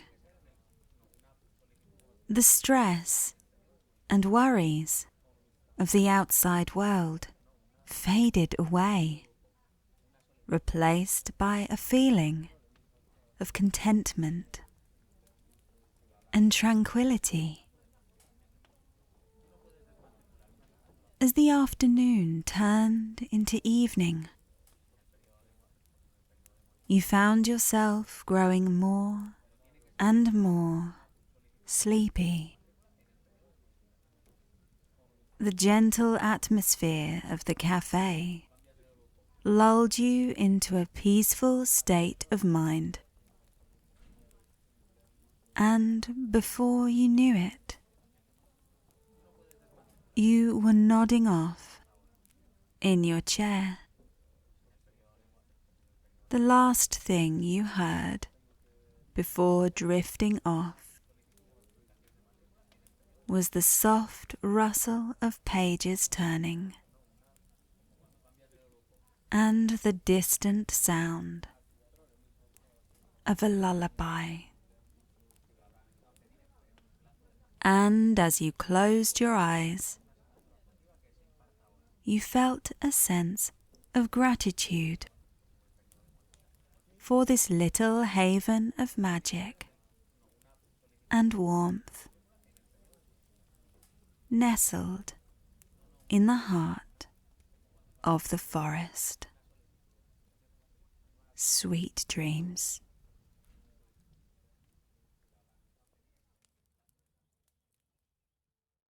Friends of the forest. Once upon a time, in a far-off land, there was a magical forest. The trees in the forest were ancient and wise, and they were said to possess magical powers. It was a place of great beauty, where the light filtered through the leaves to create a dappled, enchanted glow. The rumours were, through the ages, that within the bark and leaves and branches, the trees possessed healing powers, and many people believed that spending time in the forest could help to soothe the mind, body, and spirit. It was home to many hidden paths and secret glades, making it an exciting place to explore and discover new things. It was a place of wonder and magic that had the power to captivate and enchant all those who entered it. The forest was home to many creatures, big and small, mysterious and enchanted. One of those creatures was a young doe named Mavis. Mavis was a kind and gentle creature who loved to roam the forest and explore. One day, as Mavis was wandering through the forest, she stumbled across a clearing. In the middle of the clearing stood a large and ancient oak tree. This formidable tree was unlike any other in the forest, with wide branches that stretched out in all directions. It had lived through many seasons and countless years. The tree had seen much and had grown to be very large and strong. Its thick boughs and gnarled bark provided a home and shelter to many creatures in the forest. The trunk had deep grooves and ridges that told the story of its long life. This mighty oak held a sense of wisdom and serenity about it, making it a peaceful and calming place to be. Its presence was also different from the other trees, as it seemed to have a stronger connection to the land and the forest around it. Mavis was awestruck by the magical aura of the tree. she decided to take a closer look. She carefully approached the tree. She noticed that there was a small hollow at the base of the trunk. The hollow looked like it would be the perfect place to rest and take a nap. Mavis settled down in the hollow and closed her eyes. As she drifted off to sleep, she felt a sense of peace and contentment wash over her. The sound of the wind rustling through the trees and the gentle sway of the branches rocked her to sleep. As Mavis slept in the hollow of the ancient oak tree, she dreamt of all the wonderful things she had seen and experienced in the forest. She dreamed of the babbling brooks and the colourful flowers, of the playful squirrels and the majestic eagles. She dreamt of the sunsets, the warm rays of the sun, the cool breeze and the gentle sway of the branches. Mavis thought about the different seasons, the lush green leaves of summer, the orange, red and yellow leaves of autumn, the bare branches of winter, and the new buds of spring. She dreamt of all the different animals she had met, the butterflies, the bees, the birds and the rabbits. She dreamt of the different scents of the forest, the pine needles, the wild berries, the wood smoke, and the decay of the damp earth. Mavis's mind drifted to her friends, the other deer, animals, and mysterious creatures she had met in the forest, and how they all lived together in harmony. She remembered the adventures and the explorations she had made, the hidden paths and secret glades she had discovered, and how it felt to be free and wild. Her dream was a reflection of her love and connection to the forest, the memories and experiences she had gathered, and how it had shaped her as an individual. It was a dream that made her feel peaceful and content, and connected to the nature around her. When she woke, she felt refreshed and rejuvenated. She knew that the ancient oak tree would always be a special place for her, a place where she could go to rest and dream. And so Mavis thanked the tree and set off to continue her adventures.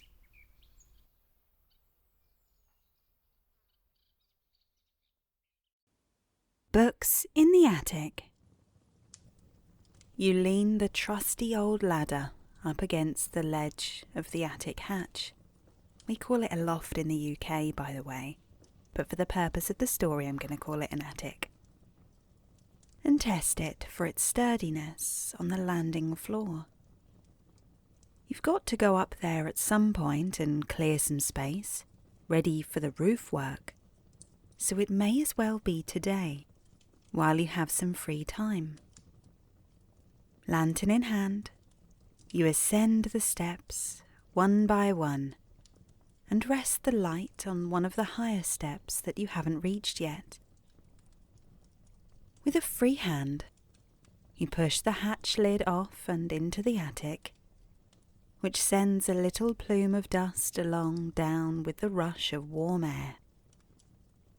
Taking a quick peek, you continue up the steps, now with your lantern in your hand, ready to hook onto the nail sticking out of one of the nearby beams that the previous owner must have hammered in for that exact purpose many years ago. The old bulb casts a warm, soft glow over all of the bags and boxes piled high in your attic.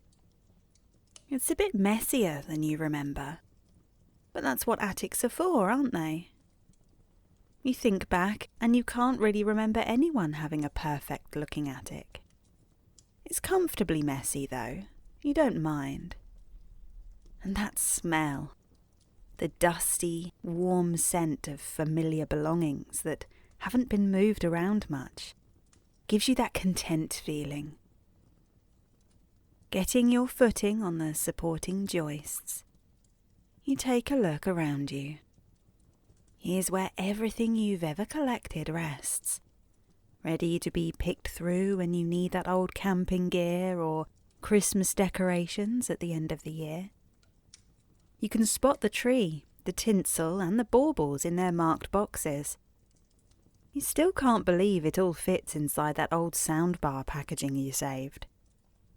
There are suitcases filled with boxes that you can't bear to part with, bin bags of old clothes, and, of course, piles of your old childhood toys. You told yourself that at some point, when you make the time, you'll hang some shelves and arrange your old favourites on them to display. You smile at the idea of bringing all that nostalgia down into the rest of your house to enjoy looking at. For now, you know you need to focus on clearing some of it out of the way, so that when the workers come to repair that little spot on the roof, they'll have room to move about. There's no windows up here like some of the bigger, older houses, so you'll have to rely on the light from your lantern to organise the mess into piles.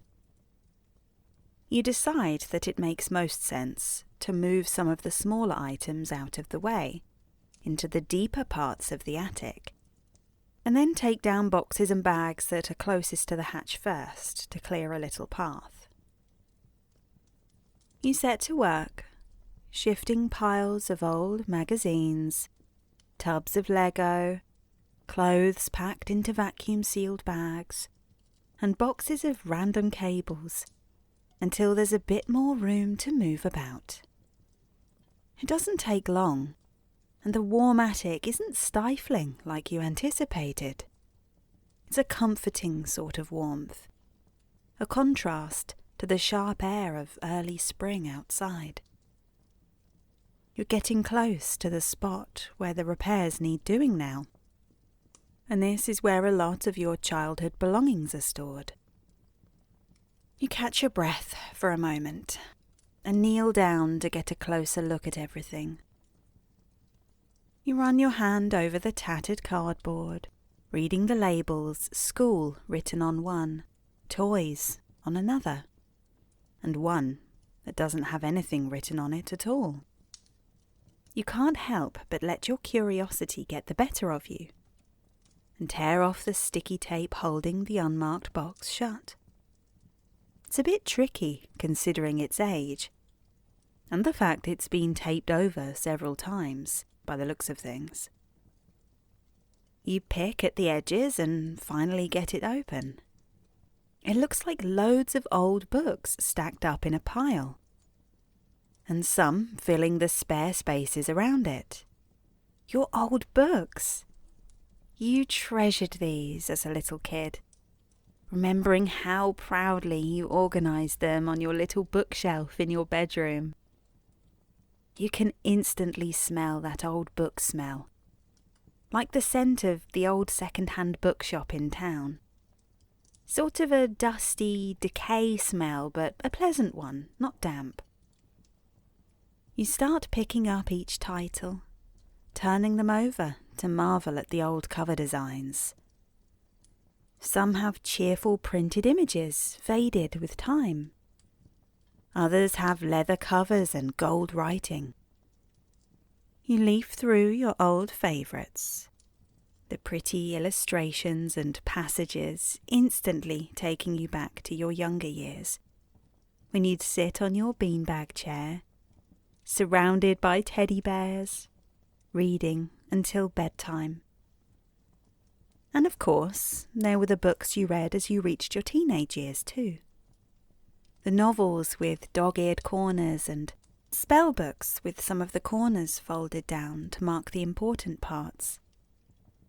A box filled with memories from different points in your life. As you reach the very bottom of the box, a thin, fabric-bound book catches your eye, and you pull it out. You don't remember owning it. It looks like the oldest book in the box by far. Perhaps it was one of your grand's old books mixed in with yours.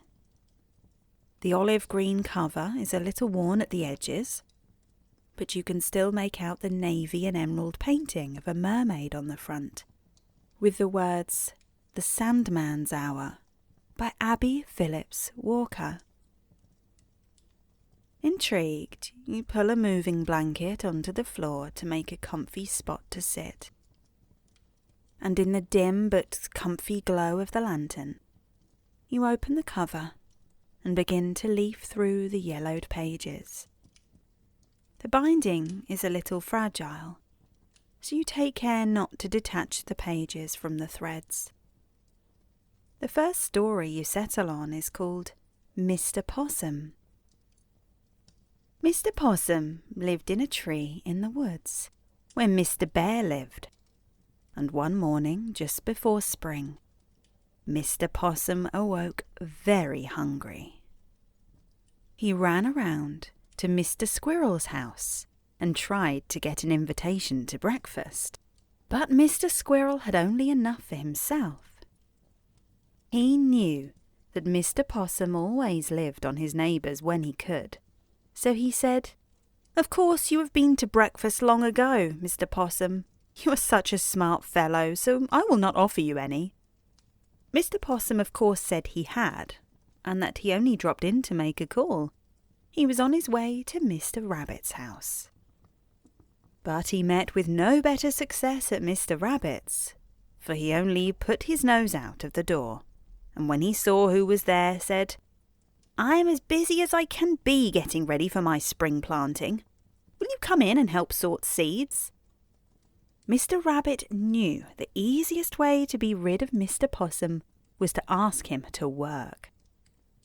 "I would gladly help you," replied Mr. Possum, "but I am in a great hurry this morning. I have some important business with Mr. Bear, and I only stopped to say how do you do." "Mr. Bear, I am afraid, will not be receiving today," said Mr. Rabbit. "It is rather early for him to be up, isn't it?" "I thought as the sun was nice and warm he might venture out, and I thought it would please him to have me there to welcome him," said Mr. Possum. "Besides that, I wish to see him on business." Now Mr. Possum knew well enough that Mr. Bear would not be up. He wanted to find him sleeping, and soundly too. He went to the door and knocked softly. Then he waited, and as he did not hear any moving inside, he went to a window and looked in. There was Mr. Bear's chair and pipe, just as he had left them when he went to bed. He looked in the bedroom window, and he could see in the bed a big heap of bedclothes, and just the tiniest tip of Mr. Bear's nose. Mr. Possum listened, and he trembled a little, for he could hear Mr. Bear breathing very loud, and it sounded anything but pleasant. "Oh, he is sound asleep for another week," said Mr. Possum. "What is the use of being afraid?" He walked around the house until he came to the pantry window. Then he stopped and raised the sash. He put in one foot and sat on the sill and listened. All was still, so he slid off to the floor. Mr. Possum looked around Mr. Bear's well-filled pantry. He did not know where to begin, he was so hungry. He became so interested and was so greedy that he forgot all about that he was in Mr. Bear's pantry, and he stayed on and ate and ate. Then he fell asleep, and the first thing he knew, a pair of shining eyes were looking in the window, and a big head with a red mouth full of long white teeth was poked into the pantry. Mr. Possum thought his time had come, so he just closed his eyes and pretended he was dead. But he peeked a little so as to see what happened. The big head was followed by a body, and when it was on the sill, Mr. Possum saw it was Mr. Fox. And the next thing he knew, Mr. Fox came off the sill with a bang and hit a pan of beans and then knocked over a jar of preserves. The noise was enough to awaken all the bears for miles around, and Mr. Possum was frightened nearly to death, for he heard Mr. Bear growling in the next room. While Mr. Fox was on the floor and trying to get up on his feet, Mr. Possum jumped up and was out of the window like a flash. Mr. Fox saw something, but he did not know what. And before he could make his escape, the door of the pantry opened, and there stood Mr. Bear with a candle in his hand, looking in. "Oh-ho," he growled. "So you are trying to rob me while I'm taking my sleep." And he sprang at Mr. Fox. Wait, said Mr. Fox. "Let me explain, my dear Mr. Bear. You are mistaken. I was trying to protect your home. I saw your window open and knew you were asleep. And when I got in the window, the thief attacked me and nearly killed me. And now you are blaming me for it. You are most ungrateful. I shall know another time what to do." Mr. Bear looked at him.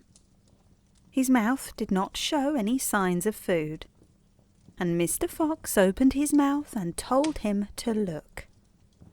"I wonder who it could have been," he said. When he was satisfied that Mr. Fox was not the thief, "It may have been that possum fellow. I'll go over to his house in the morning." The next morning, Mr. Bear called on Mr. Possum. He found him sleeping soundly, and when he at last opened the door, he was rubbing his eyes as though he was not half awake. "Why, how do you do?" he said when he saw Mr. Bear.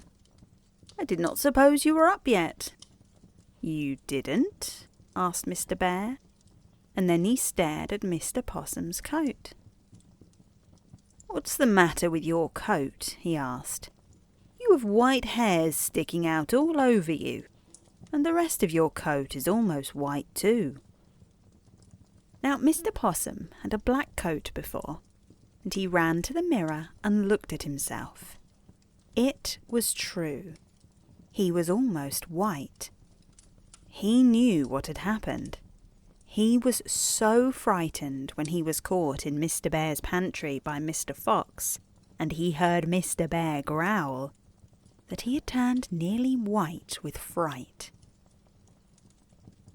"I've been terribly ill," he told Mr. Bear, going back to the door. "I've been here all alone this winter. It was a terrible sickness. I guess that is what has caused it." Mr. Bear went away, shaking his head. "That fellow is crafty," he said. "I feel sure he was the thief, and yet he certainly does look sick." After that, all the opossums were of dull white colour, with long white hairs scattered here and there over their fur. They were never able to outgrow the mark the thieving Mr. Possum left upon his race. What a fun little story, you think, and then flick through the pages to land on another story, to see if somehow it'll jog your memory of this book, and up to this point you're pretty sure you've never read it before. You land next on The Mirror's Dream and scan read the first line.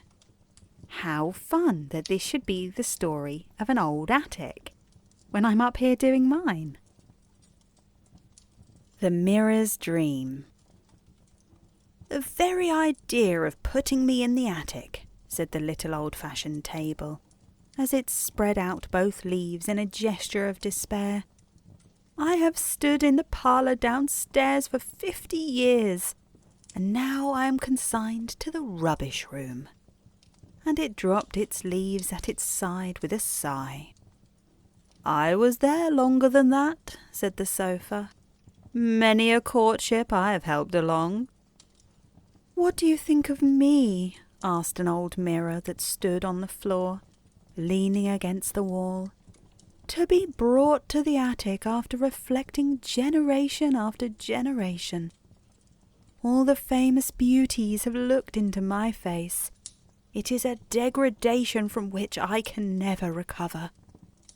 This young mistress who has come here to live does not seem to understand the dignity of our position.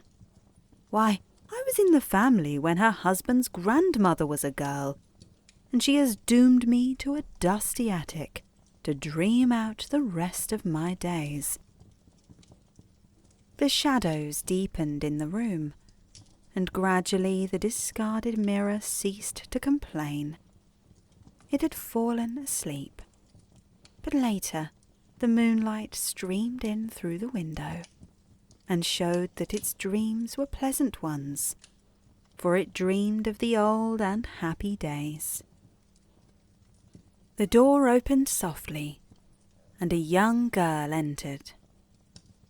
Her hair was dark and hung in curls over her white shoulders. Her dark eyes wandered over the room until she saw the old mirror. She ran across the room and stood in front of it. She wore a hoop skirt over which hung her dress of pale grey, with tiny pink ruffles that began at her slender waist and ended at the bottom of her wide skirt. Tiny pink rosebuds were dotted over the waist and skirt, and she also wore them in her dark curls, where one stray blossom, bolder than the others, rested against her soft cheek. She stood before the mirror and gazed at her reflection a minute. Then she curtsied and said with a laugh, I think you will do. He must speak tonight. She seemed to fade away in the moonlight. The door opened again, and a lady entered, and with her came 5 handsome children. They went to the mirror, and one little girl with dark curls and pink cheeks went close and touched it with her finger. Look, she said to the others, I look just like the picture of Mother when she was a girl. And as they stood there, a gentleman appeared beside them and put his arm around the lady, and the children gathered around them. They seemed to walk along the moonlight path and disappear through the window. Softly the door opened again, and an old lady entered, leaning on the arm of an old gentleman. They walked to the mirror, and he put his arms around her and kissed her withered cheek. You are always young and fair to me, he said, and her face smiled into the depths of the old mirror. The moonlight made a halo around their heads as they faded away. The morning light streamed in through the window, and the mirror's dream was ended. By and by the door opened, and a young girl came into the room. Her dark hair was piled high on her head, and her dark eyes looked over the room until they fell upon a chest in the corner. She went to it, and opened it and took out a pale grey dress with pink ruffles. She put it on, and she let down her hair, which fell in curls over her shoulders. She ran to the old mirror and looked at herself. I do look like grandmother, she said. I will wear this to the old folks' party tonight. Grandfather proposed to Grandmother the night she wore this dress." Her cheeks turned very pink as she said this, and she ran out of the room. Then one day the door opened again, and a bride entered, leaning on the arm of her young husband. There were tears in her eyes, although she was smiling. She led him in front of the old mirror. "This old mirror," she said, "has seen all the brides in our family for generations, and I am going far away and may never look into it again. My brother's wife does not want it downstairs, and I may be the last bride it will ever see." And she passed her hand over its frame caressingly. And then she went away, and the old mirror was left to its dreams for many years. Then one day the door opened again, and a lady entered. With her was a young girl. The lady looked around the attic room until she saw the mirror. "There it is," she said. "Come and look in it, dear." The young girl followed her. "The last time I looked into this dear old mirror," the lady said, "was the day your father and I were married. I never expected to have it for my own then. But your uncle's wife wants to remodel the house, and these things are in the way. She does not want old-fashioned things, and they are willing I should have them." "Oh, Mother, they are beautiful," said the girl, looking around the room. "We will never part with them. We will take them to our home and make them forget they were ever discarded." And so the mirror and the sofa and the table and many other pieces of bygone days went to live where they were loved, and the old mirror still reflects dark-haired girls and ladies who smile into its depths and see its beauty as well as their own. You sit for a moment, thinking again about all the stories the items around you hold. What would have been the last thing they would have each heard or seen before being stored up here and having blankets thrown over them? You sit in a bit of a daze for a few minutes, your mind drifting to this and that, before settling on one more story from the little olive-coloured book. Tearful. Once upon a time, there was a little girl named Tearful, because she cried so often. If she could not have her own way, she cried. If she could not have everything for which she wished, she cried. Her mother told her one day that she would melt away in tears if she cried so often. "You are like the boy who cried for the moon," she told her. "And if it has been given to him, it would have not made him happy. For what possible use could the moon be to anyone out of its proper place? And that is the way with you. Half the things for which you cry would be of no use to you if you got them." Tearful did not take warning or heed her mother's words of wisdom, and kept on crying just the same. One morning she was crying as she walked along to school, because she wanted to stay at home, when she noticed a frog hopping along beside her. "Why are you following me?" she asked, looking at him through her tears. "Because you will soon form a pond around you with your tears," replied the frog, "and I have always wanted a pond all to myself." "I shall not make any pond for you," said Tearful, "and I do not want you following me either." The frog continued to hop along beside her, and Tearful stopped crying and began to run, but the frog hopped faster, and she could not get away from him, so she began to cry again. "Go away, you horrid green frog," she said. At last she was so tired she sat on a stone by the roadside crying all the time. "Now," replied the frog, "I shall soon have my pond." Tearful cried harder than ever. Then she could not see, her tears fell so fast, and by she heard a splashing sound. She opened her eyes and saw water all around her. She was on a small island in the middle of the pond. The frog hopped out of the pond, making a terrible grimace as he sat down beside her. "I hope you are satisfied," said Tearful. "You have your pond, why don't you stay in it?" "Alas," replied the frog, "I have wished for something which I cannot use now that I have it. Your tears are salt, and my pond which I have all by myself is so salty I cannot enjoy it. If only your tears had been fresh, I should have been a most fortunate fellow."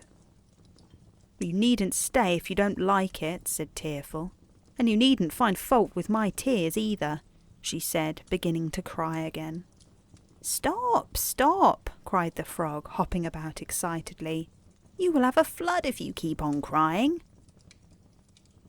Tearful saw the water rising around her, so she stopped a minute. "What shall I do?" she asked. "I cannot swim, and I will die if I have to stay here." And then she began to cry again. The frog hopped up and down in front of her, waving his front legs and telling her to hush. "If you would only stop crying," he said, "I might be able to help you, but I cannot do a thing if you cover me with your salt tears." Tearful listened, and promised she would not cry if he would get her away from the island. "There is only one way that I know of," said the frog. "You must smile. That will dry the pond, and we can escape." "But I do not feel like smiling," said Tearful, and her eyes filled with tears again. "Look out," said the frog. "You will surely be drowned in your own tears if you cry again." Tearful began to laugh. "That would be strange, wouldn't it, to be drowned in my own tears?" she said. "That is right. Keep on smiling," said the frog. "The pond is smaller already." And he stood up on his hind legs and began to dance for joy. Tearful laughed again. "Oh, you are so funny," she said. "I wish I had your picture. I never saw a frog dance before." "You have a slate under your arm," said the frog. "Why don't you draw a picture of me?" The frog picked up a stick and stuck it in the ground. And then he leaned on it with one arm, or front leg, and crossing his feet he stood very still. Tearful drew him in that position, and then he kicked up his legs as if he were dancing, and she tried to draw him that way, but it was not a very good likeness. "Do you like that?" she asked the frog when she held the slate for him to see. He looked so surprised that Tearful laughed again. "You did not think you were handsome, did you?" she asked. "I'd never thought I looked as bad as those pictures," replied the frog. "Let me try drawing your picture," he said. "Now look pleasant," he said, as he seated himself in front of Tearful, "and do smile." Tearful did as he requested, and in a few minutes he handed her the slate. "Where is my nose?" asked Tearful, laughing. "Oh, I forgot the nose," said the frog. "But you don't think your eyes are nice and large, and your mouth too?" "They are certainly big in this picture," said Tearful. "I hope I do not look just like that." "I do not think either of us are artists," replied the frog. Tearful looked around her. "Why, where is the pond?" she asked. "It's gone." "I thought it would dry up if you would only smile," said the frog. "And I think both of us have learned a lesson. I shall never again wish for a pond of my own.